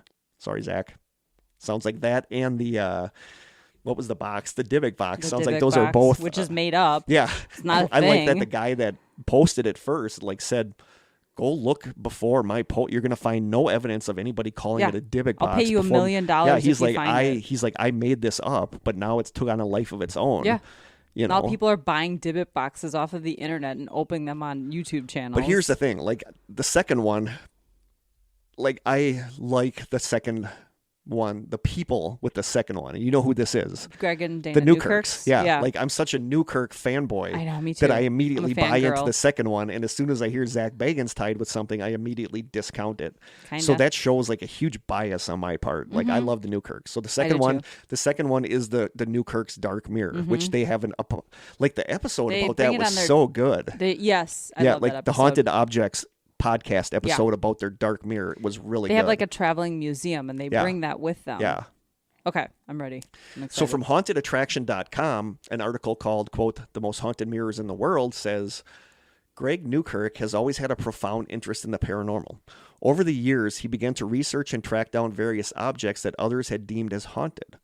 When Greg had collected a sufficient number of items, he, along with his wife Dana, formed the Traveling Museum of the Paranormal and Occult. Essentially, Greg and his wife travel around the country and display their supernatural finds for anyone who is curious. It's just like Zach, except his is stationary in Las Vegas, and they kind of take theirs around. Mm-hmm. A couple years ago, Greg was contacted by a young woman about a small mirror with black glass. The woman, who wanted to remain anonymous, stated that her mother had acquired the mirror during a psychic expo. Her daughter thought nothing of the purchase until her mother began to act very withdrawn and subdued. When the young woman confronted her mother claimed that it was the mirror's doing, that it was inherently evil. Skeptical, the young woman took the mirror home with her, concerned over her mother's mental health. Despite not believing what her mother had said about the dark mirror, nevertheless, she found herself feeling oddly uncomfortable and uneasy in her home. After a few short days, she contacted Greg and donated the mirror to the traveling museum. At first, Greg kept his distance from the mirror, not because he was frightened by it, but because he didn't want to be disappointed if nothing paranormal happened. Oftentimes, the museum has supposedly haunted objects donated to it, but nothing strange ever actually occurs. However, since it was newly acquired, Greg brought it along for their next tour. On their first stop in Pennsylvania, a woman immediately picked up the mirror and gazed at her reflection. Within seconds, she had grown extremely pale and had set the mirror down, hastening to cover it up with a piece of cloth. When Greg asked her what she had seen, the woman replied that she had seen her own corpse in the mirror's reflection. The woman then stated that the mirror was dark in nature and that she needed to go pray. Listen to the podcast episode because they talk about all this, and it is very good. Or watch the YouTube version. It's Haunted Objects. Yep. Confused but excited by such an account, Greg made it a point to carefully observe anyone else who picked up the mirror. Some individuals only saw the reflection, but others had much more ghastly things to report. Another woman in a different location also claimed to have seen her corpse. One man, a supposed diehard skeptic, stated that he had seen his reflection, but that the reflection turned around and had completely walked out of the frame. That's creepy. Another woman claimed that when she looked at her reflection, her mirror image began to whisper, despite the fact that the woman never opened her mouth while gazing into the mirror. Creepy. Greg and his wife continue to tour with the dark mirror, but the paranormal enthusiast admits that he keeps the mirror covered when it resides in their home. He avoids looking at the mirror at all costs. The mirror itself seems to want to draw Greg in, but he has always resisted gazing into the glass surface head-on. He has become convinced that whatever the mirror wants to show him, it will not be pleasant. I just banged my hand on my microphone. Oh, so if you so hear that's a what weird the noise noise, is? It wasn't the doll coming and finding us. No. I don't have any dolls, okay? Especially just porcelain Ernie ones. over there. But yeah, that's the Newkirk's dark mirror. Okay. Like I said, I buy that so much more than Zach Bagans. I would love to go somewhere that they were going to be. That would be really I cool. do, but I'm also creeped out by the idea. Of the mirror? Yeah, of like any of their haunted stuff. Yeah. Like part of me worries they would get attached to me. You know? This guy, he's open. Let's follow him home. Let's follow this guy home. But yeah, I think it's so cool. Yeah. But yeah, listen to that episode because they talk about some of the idea of it whispering, like you can see the mouth moving. Yeah, that's creepy. I have some stories coming up from Reddit too, so you're going to hear some more of that kind of stuff. If you're looking for them on YouTube, their channel is Planet Weird. Yes, because that's what I would watch Hellier on YouTube. Talk while I'm drinking my coffee. Oh, I hate it when you pressure me like this. Thank you.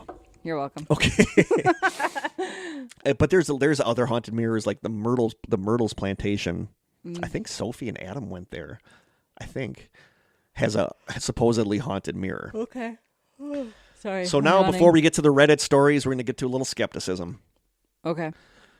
I don't remember what article this is from. I did not write it down, so sorry.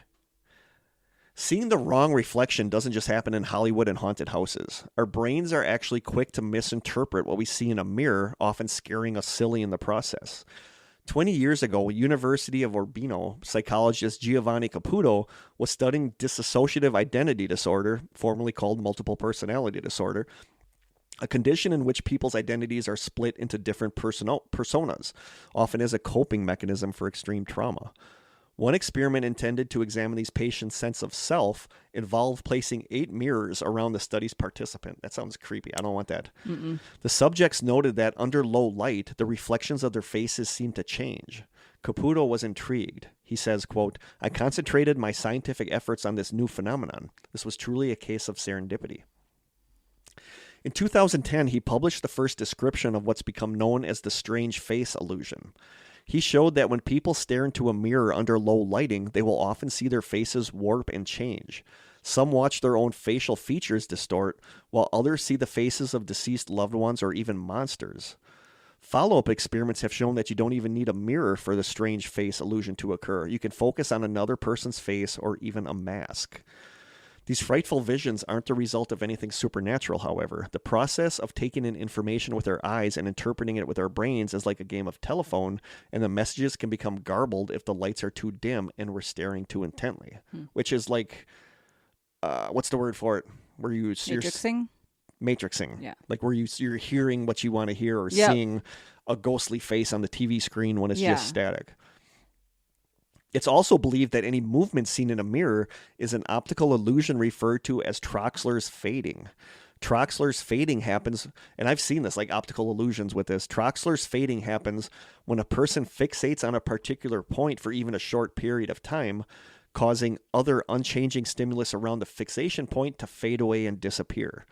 Like I've seen this where there's a map and it has like an X in the middle and you focus on the X and like slowly everything else in the map disappears because you're focusing on that X. Mm-hmm. So those are some of the skeptical reasons why people see stuff in mirrors or believe they see stuff in mirrors. Mm-hmm.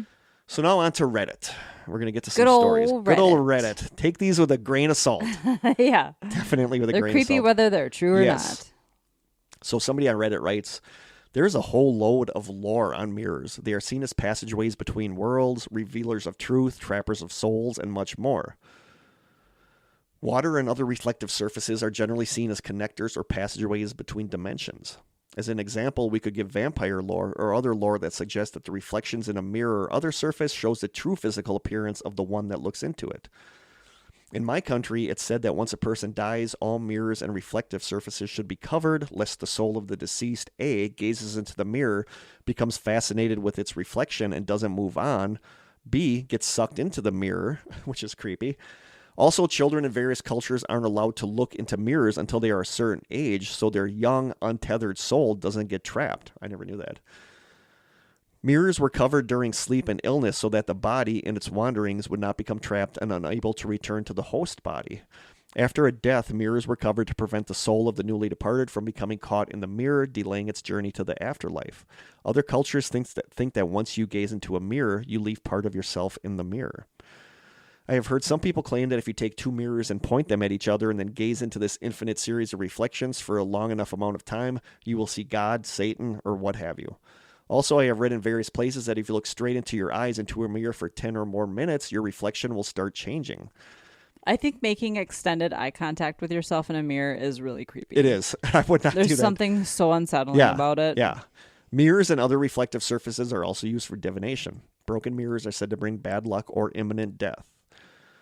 It's also said that some spirits, beings, demonic creatures, whatever, inhabit mirrors and can communicate through them. So there you go.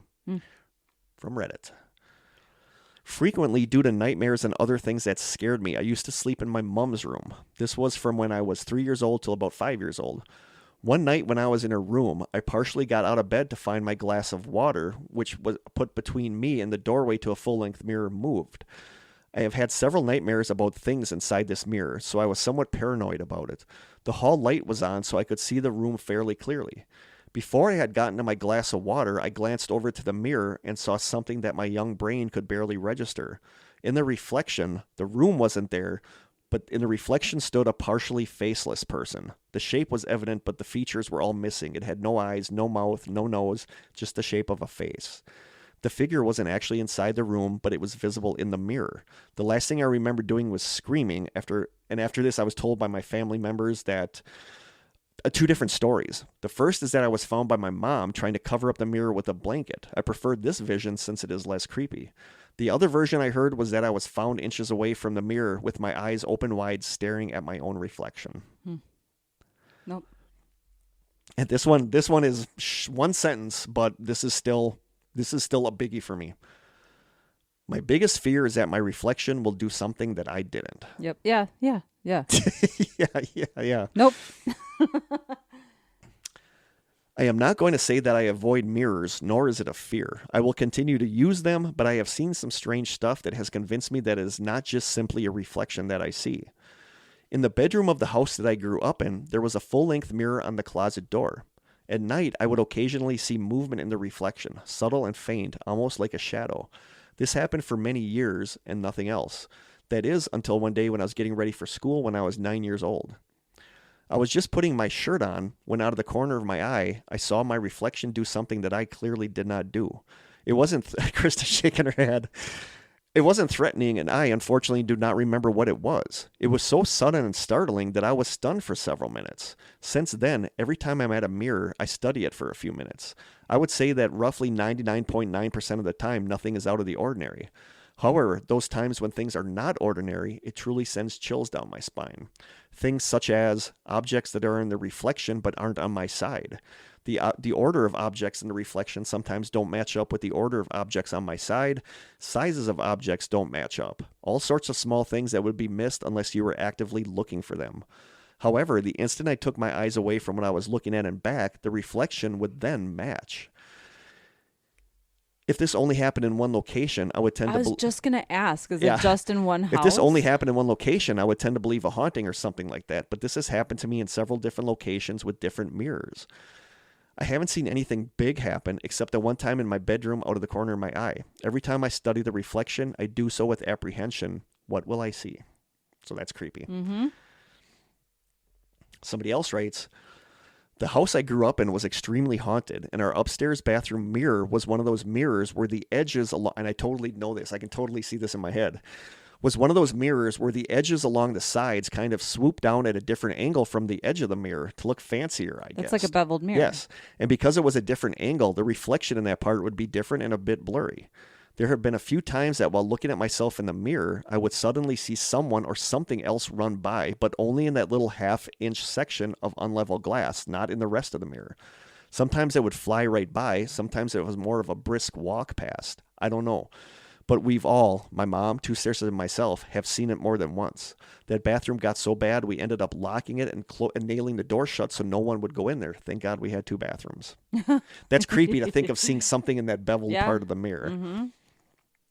This isn't technically a mirror, but this is still, yeah. I was taking a shower and just staring aimlessly at the shower head, dreaming and pondering of the things that one ponders of during a shower. The shower head had a mirrored surface, and I slowly realized that though I was staring directly at it, my reflection's eyes were looking off to the left.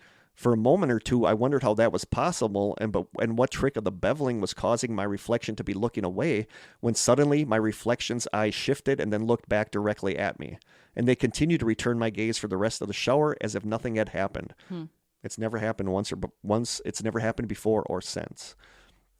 Somebody replies, something similar happened to me a few years back. I was outside in our patio talking with my dad. The apartment we lived in was upstairs, and our patio had this glass balcony. You were able to see your reflection through it, especially at night. I was standing, and through my peripheral vision, I noticed that my reflection had its head turned all the way to look right at me. That's so creepy. Yeah, no. I quickly shot my head towards it, only to see that everything was back to normal. It all happened in a span of a few seconds. I stood there kind of in shock and simply walked back inside. It startled me, and I couldn't stop thinking about it. It could have just been my eyes playing tricks on me, but I don't think it was. Somebody else replies, yep, when I was a kid, I had one of those caricature portraits on the wall. I could see it in the mirror when I would put my hair up. One day I was putting my hair up, and I saw it flip and look the other direction and then back. Nope. I screamed, cried, and completely freaked out. My parents hid it in the basement. I wanted it burned. They tried a couple times to get me to put it back up, telling me that it was just a trick of my eyes. I didn't and still don't care, decades later. I've never had a picture of myself up since. Never will either. I've seen scary stuff in my years, but seeing things wrong in the mirror is a special kind of nope. When I was about 4, I used to randomly get up at about 3 a.m. every night, walk all the way into the living room, and stare at a huge mirror we had up in there. I have had an irrational fear of the dark for as long as I can remember, so thinking back on when I used to do this without hesitation and stand there staring at myself, I can't help but wonder what was in that mirror. So creepy. Somebody else writes, the house I grew up in has been haunted since my family first moved there in 2001. I'd say this happened around 2003. It's located in upstate New York. This is where Brian lives. Mm-hmm.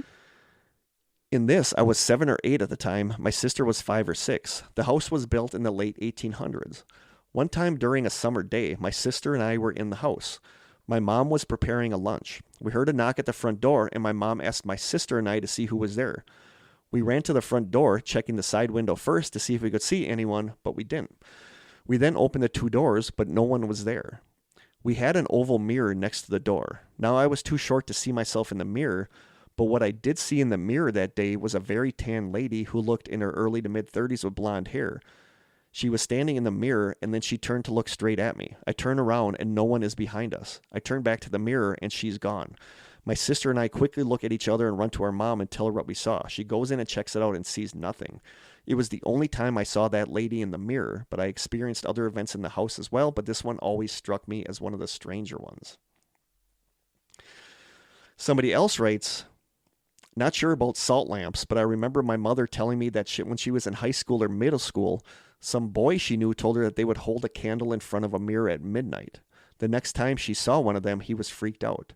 I guess when they did it, the mirror got misty or full of smoke, and then they saw what they could only describe as a tail protruding from the mirror and quickly put the candle out, although it could have been BS.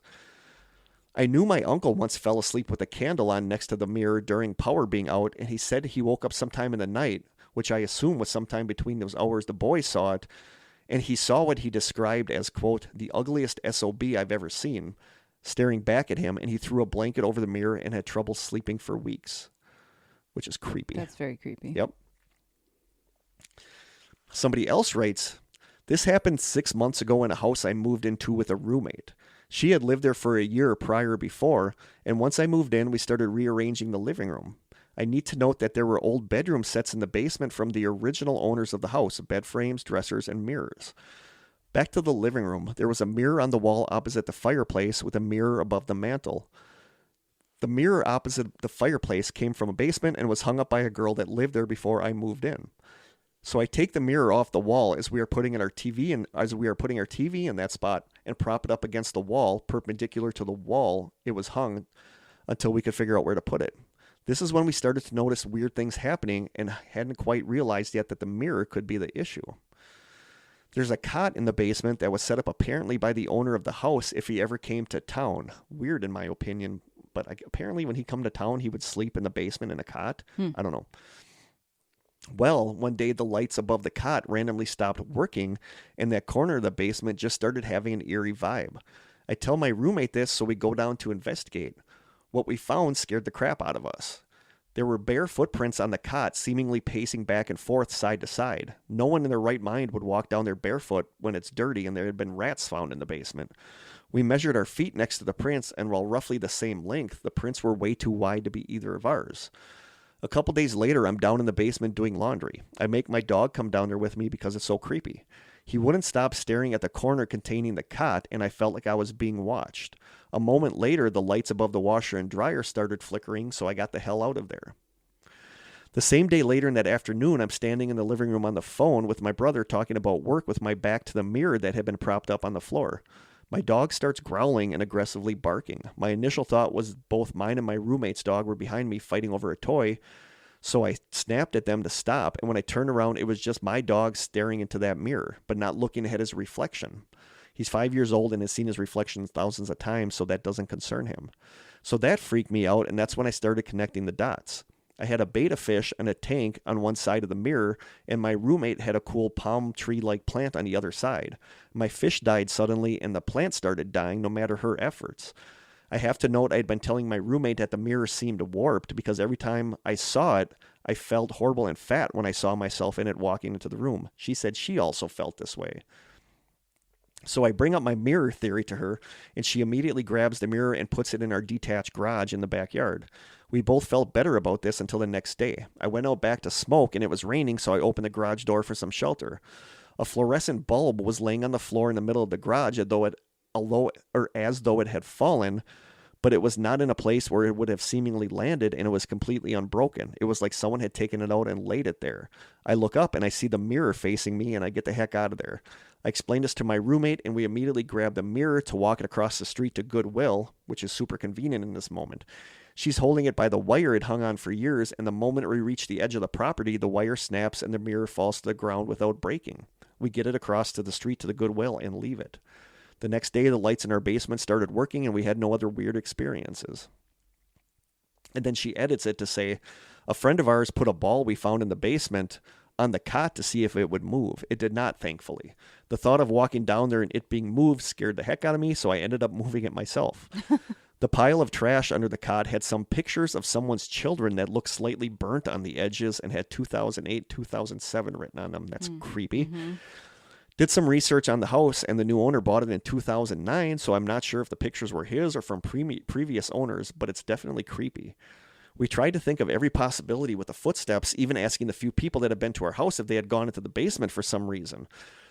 Also thinking maybe some transient came into our house at some point, but we're very diligent on locking the doors at night and when we leave. We couldn't actually nail down a cause for the footprints, and with the lights not working suddenly when they appeared and then immediately working once the mirror was gone, it was too creepy and coincidental. We definitely wanted it to be one of us that caused those footprints. It was very inconvenient as it took me to get comfortable to do laundry again. Somebody else replies to this. Old mirrors are super sketchy. My wife got an antique oval mirror with a beautiful ornate black frame. Soon after hanging it up, we both started having nightmares. Other weird stuff started happening around the house, and my wife started putting a sheet over the mirror at night because it just creeped her out. After inexplicably falling off the wall one night, it stayed there for a few weeks before I threw it in the trash. After that, things went back to normal. And then the original poster replies, this now makes me feel bad for leaving it at the Goodwill. What other weird stuff did you and your wife encounter? Well, it's good to know everybody's dropping off their haunted crap at the Goodwill. Yeah. So I guess I'll stop shopping there. Yep. So that the person replies, for me, just weird noises and seeing things from the corner of our eyes. Little things would disappear and then show up in obvious places. My wife had her hair pulled a couple of times while she was doing dishes. Then she had a dream that there were a bunch of people standing around the bed staring at us. That's creepy. The next day is when the mirror fell off the wall. It was hanging on a hook from a wire. The wire wasn't broken and the hook wasn't bent. We had no idea why it fell off, and that's when I was like, yep, that needs to go. So then the original person says, we were having the corner of the eye things happen quite a bit before we chalked up all the weird stuff to the mirror. At one point, I was standing in our kitchen with a friend, and he asked me, isn't your roommate upstairs? I thought it was weird, but walked into the living room and called her name, and sure enough, she was upstairs. Upon confirming that, his face went pale. He had just seen someone walk from the corner that the mirror was propped up in, passing the kitchen door. I left that little detail out because I just remembered it. Happened the same night we discovered the footprints. We still hadn't connected the mirror to the weird happenings yet at this point. So there you go. Somebody else writes, so I've heard about the theory that mirrors are portals for a few years now, and I never really bought into it until last night. In my room, I have two giant mirrors facing my bed, one on the left and the other on the right side at different angles. I went to bed around 9 o'clock p.m. because my stomach was upset. I woke up randomly around 11:59 p.m. because I felt like I was being watched. I looked over and I noticed a shadow-like figure watching me in my mirror, and when I noticed it, I watched it step back inside the mirror like it was trying not to be seen. I looked around the room and nothing is giving off a reflection like that. It was like it was trying to hide. I get up and I'm staring down the mirror and this thing is still standing there. Usually the stuff disappears immediately upon me noticing it. However, the weird part is that I immediately fell asleep right after witnessing this entity. I don't remember it leaving or disappearing. Like I stared him down and somehow I fell back asleep when I usually don't go to bed until way later. Creepy. Very. Somebody else writes, quote, I found this mirror in an abandoned funeral home in Jacksonville, Florida. I have always loved exploring abandoned places, and this was on my bucket list. I met up with a friend, and we wasted no time getting inside. The place was decaying and falling apart. There was old furniture, caskets, and even a hearse left behind. In the rubble, I found this mirror. I normally don't take things from the places I explore, but there was just something about the mirror. I felt like I had to take it. My friend didn't like the idea because he found it disrespectful. I didn't listen to him, and I still took it with me. I hung it in my living room. The next day, my mom and sister came over and told me they don't like it. They said it made them feel weird, lightheaded, and nauseous when they were around it. I was skeptical because I didn't feel any of that. I thought they were just feeling that way because they knew where I had gotten it from. A couple days later, a friend of mine came over and was immediately drawn to the mirror. I stepped out for a second to take a phone call. When I come back in, I see him staring into the mirror like he was in a trance. I put my hands on his shoulders to ask him if he was okay, and he jumps back and backpedals towards the kitchen. He was breathing hard and on the brink of tears. He told me he saw an elderly version of himself mouthing words to himself with shadowy figures swaying back and forth behind him. Okay. He left and refused to come back, which I would too. That's up there with your older version of you crawling out of your bathroom. Yeah. There's something about a mirror image of you saying words that you can't really hear. Creepy. That really creeps me out. So I thought this was all in his head until last night. I was laying on my bed and then I heard footsteps in the living room. I get up to check and I see nothing. I was alone. As I was walking back to my room, I stopped and stood right in front of the mirror. I looked directly into it. Almost instantly, I felt like I was in a daze. I began seeing a black mass cover my face from left to right.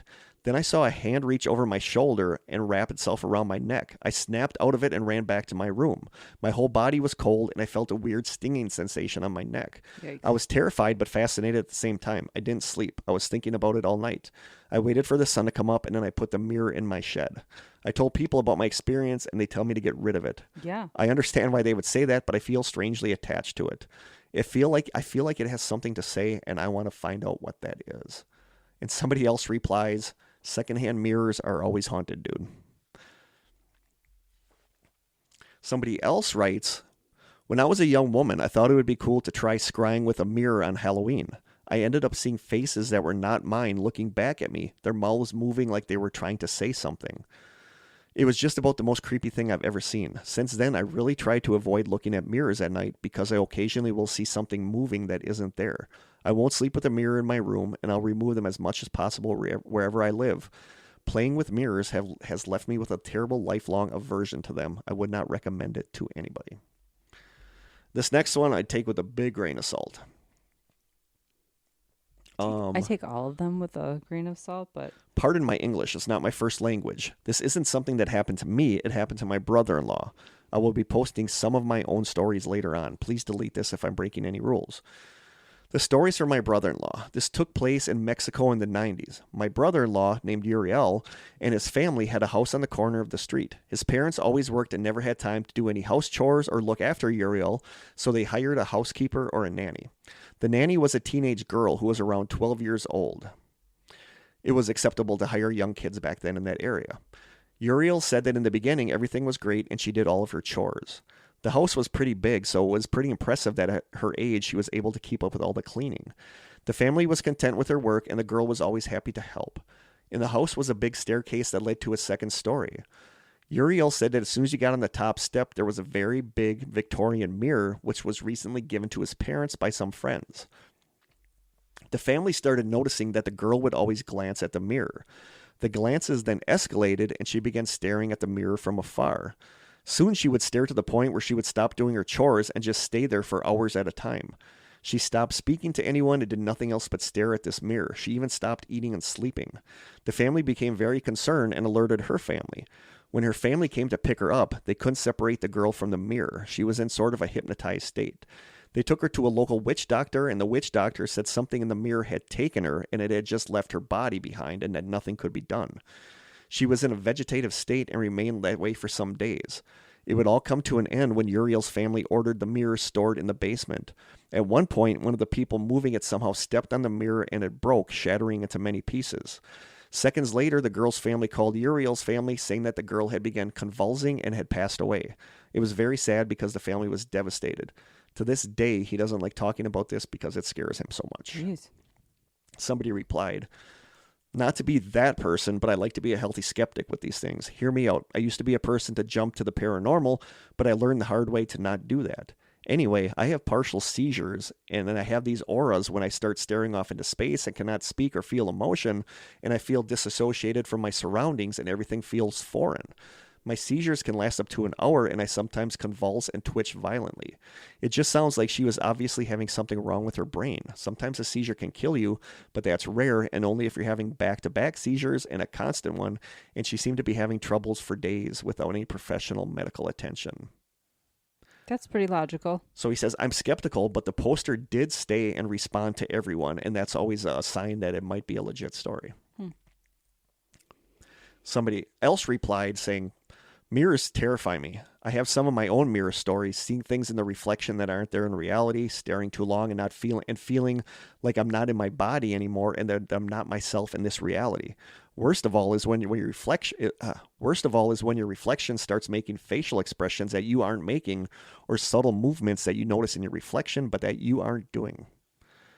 Somebody else says, "I once stared into a mirror too long when I was around 13 years old. I vividly recall seeing my face turn into that of my deceased father. I never did that again." Somebody else replies, "I've never liked mirrors either. I grew up in a house that had multiple spirits, none that were good, inside of it, and it got so bad that we had to have someone come out and bless the house once a month. He eventually stayed the night with the lights off and then told us in the morning that the portal was through the mirror in our hallway and that there was another portal in one of the paintings in the living room. That mirror was creepy. I remember walking past it in the dark and always thinking that I saw someone reflected behind me."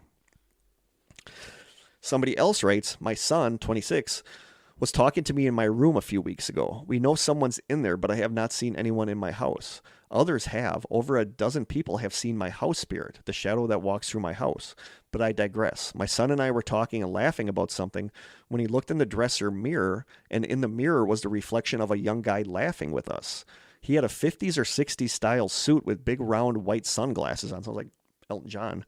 And my son got the impression that he was from that era and that he just likes having a good time. When my son sensed something, I felt something pass through me from the mirror out into the room. It was crazy. Now people will see a shadow pass by my door or a person in my room.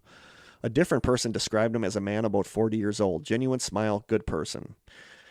The person said that whatever spirit was there was worried he had let me down or something. Long story short about that, about a year ago, my ex-husband attacked me in that room, and I remember thinking, why didn't you stop him?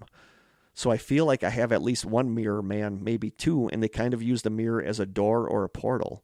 I kind of feel like they are in a different dimension, and that's where they can pass through, but they can't leave my room. With them, I'm always safe there." That's weird. Yeah, that's weird.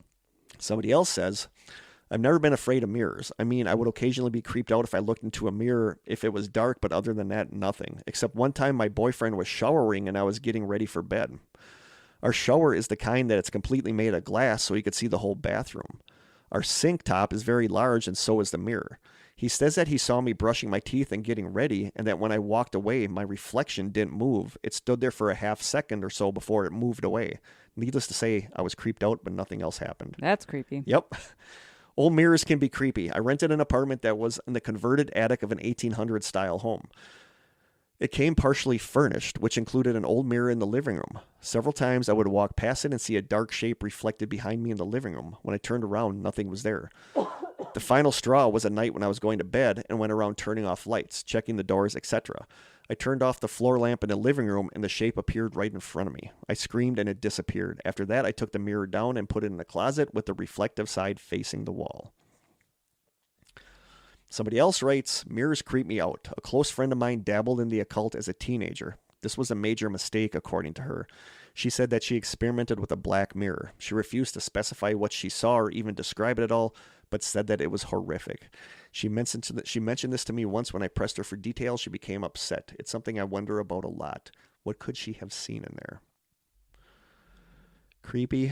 Okay, now this next one, take with a grain of salt too. Because this one, this one kind of pushes the, I don't know, button for me. The BS meter? It's from the website True Horror Stories of Texas.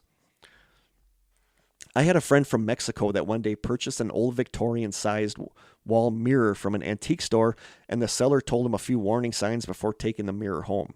He said the mirror must always remain covered up during the night. Once my friend got home with the mirror, he admired his reflection before covering it up. When dusk approached and his room started to get dark, he swore he heard someone knocking inside the mirror. No. So like the story goes, curiosity killed the cat. He uncovered the mirror, and what he states next is admittedly hard to believe. He said his reflection was the one knocking on the other side of the mirror with a twisted smile. So my friend got so scared he tried to run, but he was paralyzed. He said his reflection tried to get out of the mirror as he struggled with it. According to him, he never experienced anything like this evil reflection before. When struggling, he said the reflection tried to pull him into the mirror world, but only succeeded halfway. He saw how it was inside the mirror world. Everything was inverted backwards. He was so scared he started to pray, and he got the strength to wrestle with his reflection and got out of the mirror and back to his bedroom. He went running to my house, white as a sheet of paper, and told me what happened. We chatted all night since he didn't have the guts to go back. Next morning, we went to my friend's house and destroyed the mirror. We burned it, said a few prayers, and everything went back to normal. This happened in Veracruz, Mexico, a few years back, believe it or not. It's a little too good. You know what I mean? Yep. The knocking, I could have believed the knocking. Yeah, it is a little too good. Next story.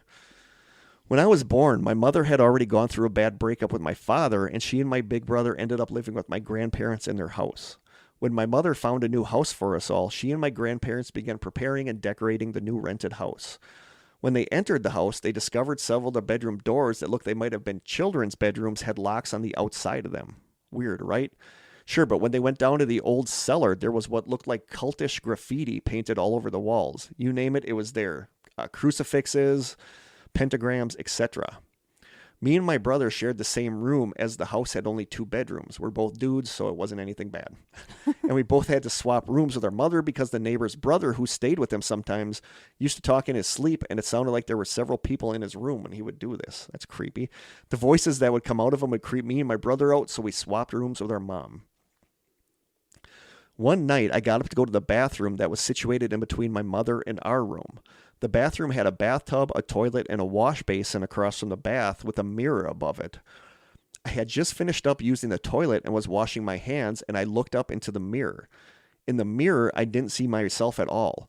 All I could see was the bathtub behind me. The wallpaper was different than what we had up, and standing in the bath with his back to me was a completely nude teenage boy that was leaning on the wall with his back to me.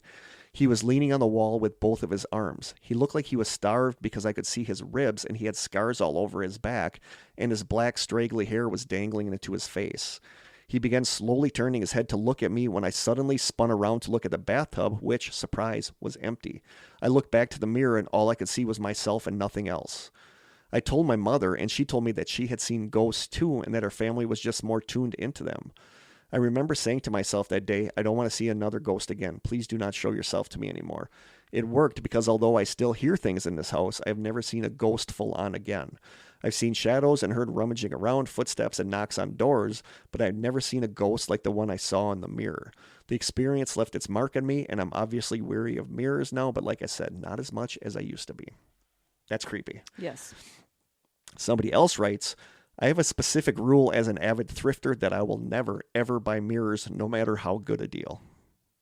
100%. I would never in a million years buy a mirror from a thrift store because you don't know what that mirror is seeing. I have. You know? And my house is not haunted. As far as you know. Well, I think I would know. Wait until we do our living doll thing here. The Three Kings experiment. Yep. Somebody else writes, I've just moved into a new student house and there are mirrored wardrobes all alongside my bed. They're fixed in place and I can't move the bed anywhere else in the room and it creeps me out sleeping between them. If that wasn't bad enough, on my first night there, my significant other wakes up suddenly, starts wanting to get out of the room and then turns to me and says, quote, I just don't want what happened to them to happen to us, and then goes back to sleep. Okay. As you can imagine, I did not sleep. So there you go. Somebody else writes, about 10 years ago, I used to interview people. Okay, this one. I guess here's a new method of dealing with the paranormal because I've never heard this before. About 10 years ago, I used to interview people online and ask them about their paranormal encounters. And I talked to this woman who said that her reflection in the mirror smiled at her and then walked away and then came back. So she lifted her shirt and flashed her boobs at it. And the reflection smiled again and just shook its head at her. And otherwise, it was a normal reflection. So it's not all bad and scary. It's just very. I guess not. It's just so apparently. Did she give her some beads afterwards? I don't know. So it's not all that bad and scary. It's just very shocking to experience that in real time, and especially when you live in a country like America, who are just waiting for reasons to label people as crazy or stupid.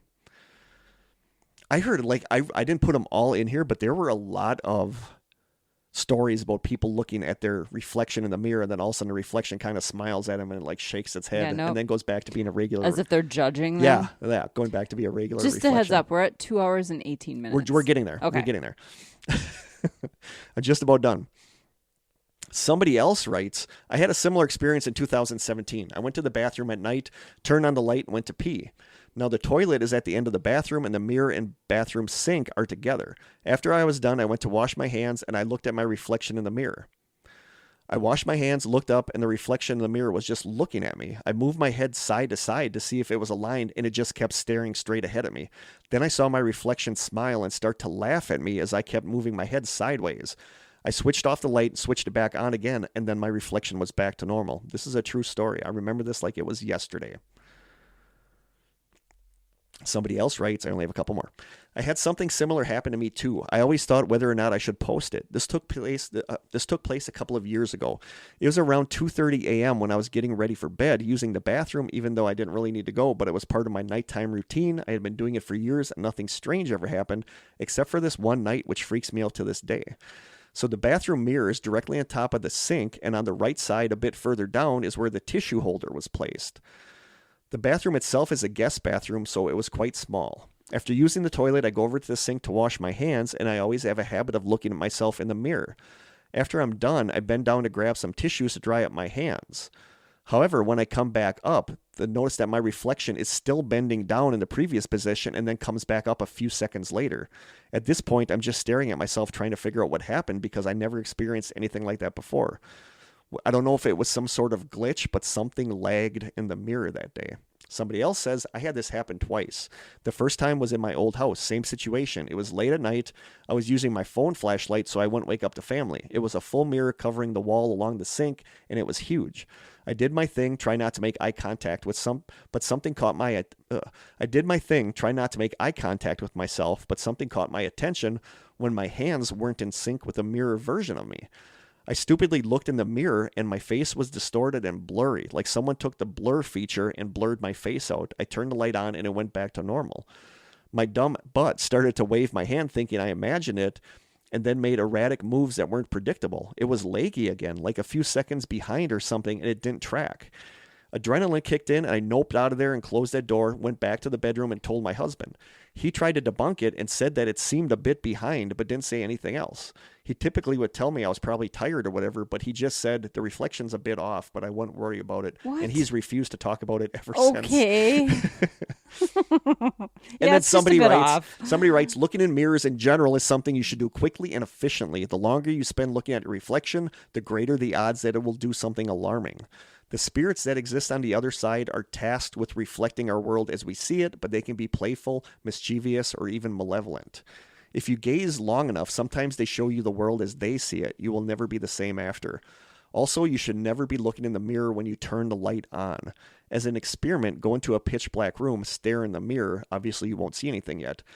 After you are absolutely quiet and still for a few minutes, turn the light on quickly without looking away. If you time it right, your reflection will turn to face you, sometimes looking surprised.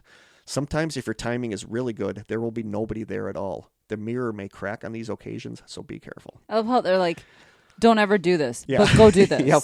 So I want to end it from this quote from Terry Pratchett, the author, who says, quote, "When you stand between two mirrors, you're spread out among the images. Your whole soul is pulled out thin, and somewhere in the distant images, a dark part of you might get out and come looking for you if you aren't careful." Well then. There you go.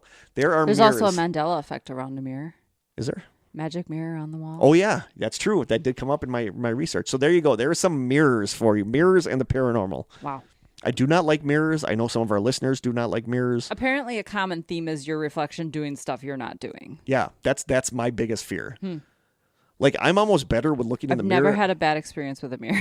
I'm better with looking in a mirror and seeing like a skeleton face looking back at me than I am of looking in a mirror and all of a sudden my reflections start talking and I can't hear what it's saying, or it starts giggling or laughing or something. Blah. Yeah. So mirrors, what do you guys think? Do you have any mirror stories that you would like to tell us? Are you burning your mirror as we speak? I feel like that would be really hard to do. I don't know if you can burn a mirror. We are running late, so I'm going to jump. We didn't have any new questions. Okay. So I'm jumping right into song picks. My first song I had to do for this episode. So some of the YouTube comments for this video are, quote, "This song is perhaps one of the best songs I have heard in recent memory. There is so much to love about it, like the fact that it's almost infectious in nature. The first time I heard it, I hated it, but the song became immediately stuck in my head. I have always been a fan of this band, and this song makes me love them even more. Kudos, guys, on a job very well done." Someone else writes, quote, "Every time the chorus kicks in, so do the chills." Somebody else writes, "This song resonates to literally every possible human emotion." Somebody else writes, quote, "This song sends waves of chills through me every time I hear it." Somebody else writes, chills. Somebody else writes, "This is one of the best songs I've ever heard. It has that special rhythm and chorus that reminds me of a memorable fall evening when the leaves are being carried away from the trees on a sweet and sour wind." Oh, I like that. I like that too. It is the song, of course, for this episode, it is the song Bloody Mary by the band Silver Sun Pickups. I might have done this one before, but I had to do it for the Mirror episode. Okay. You weren't going to pick Man in the Mirror by Michael Jackson? No, it is Bloody Mary by Silver Sun Pickups. I love this song so much. And in the YouTube comments, somebody actually wrote this. Singer-guitarist Brian Aubert explained the song's meaning, saying, quote, "It's kind of grim, but it's actually a pretty sweet song. Before we were writing the album, I was getting into a lot of conversations about how people grew up. You're at the bar and you exchange childhood memories / possible traumas. My parents were like this, my parents were like that, etc. Someone really close to me was telling me about their life early on, and it was heartbreaking and really frustrating.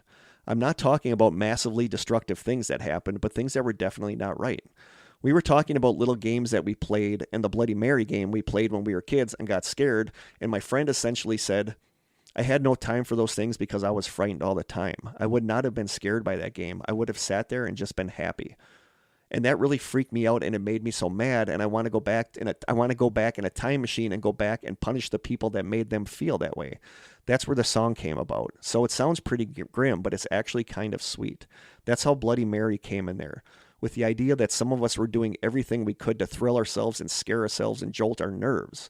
And my friend had so much going on at such a young age for that to even register, and I felt sad that this person never had what we had. So that is the song Bloody Mary. It's Bloody Mary, I think in parentheses, Nerve Endings by Silver Sun Pickups, and I just absolutely love that song. So I'm going to post that video. My second song I have on here, I'm completely throwing out because I'm putting a different one in. Because I'm hesitant to put it in because it makes me sound so pervy. But it's not meant to be pervy. But the thing is, I'm not one to watch like the shorts on YouTube that are like, I don't like them. Like TikTok. They're pointless to me. I'll go to TikTok if I want to watch that. Like I never watch. Oops, sorry, hit my microphone. Me either. I never watched them. And then recently, I was within the last 6 months, I got into like I love the song September by Earth, Wind and Fire. Mm-hmm. And I stumbled across like videos of people like dancing, like synchronized dancing to the song. Mm-hmm. And I loved those. And one of the ones I came across was a short by 3 teenage girls, like young teenage girls dancing to the song September. And I was like, I really like their little video they did. So then I watched some of their other stuff, but because then I watched some of their other stuff, it keeps showing up in my shorts. Yep. So I ended up constantly, and I became like really invested in these 3 girls, like teenage girls. Oh, that's funny.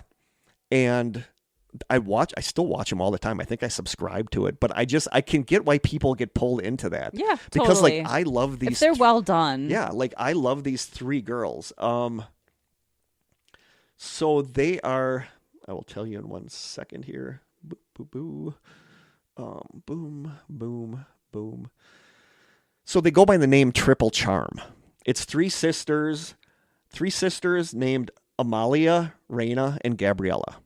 And I believe like they're like around 12, 13, and 14. So they do all these shorts, but they actually have like music videos they made. Mm-hmm. And one of their songs is called Summer Again. And literally since the first time I heard that song, it will not leave my head. Like, I love this song. I love the video.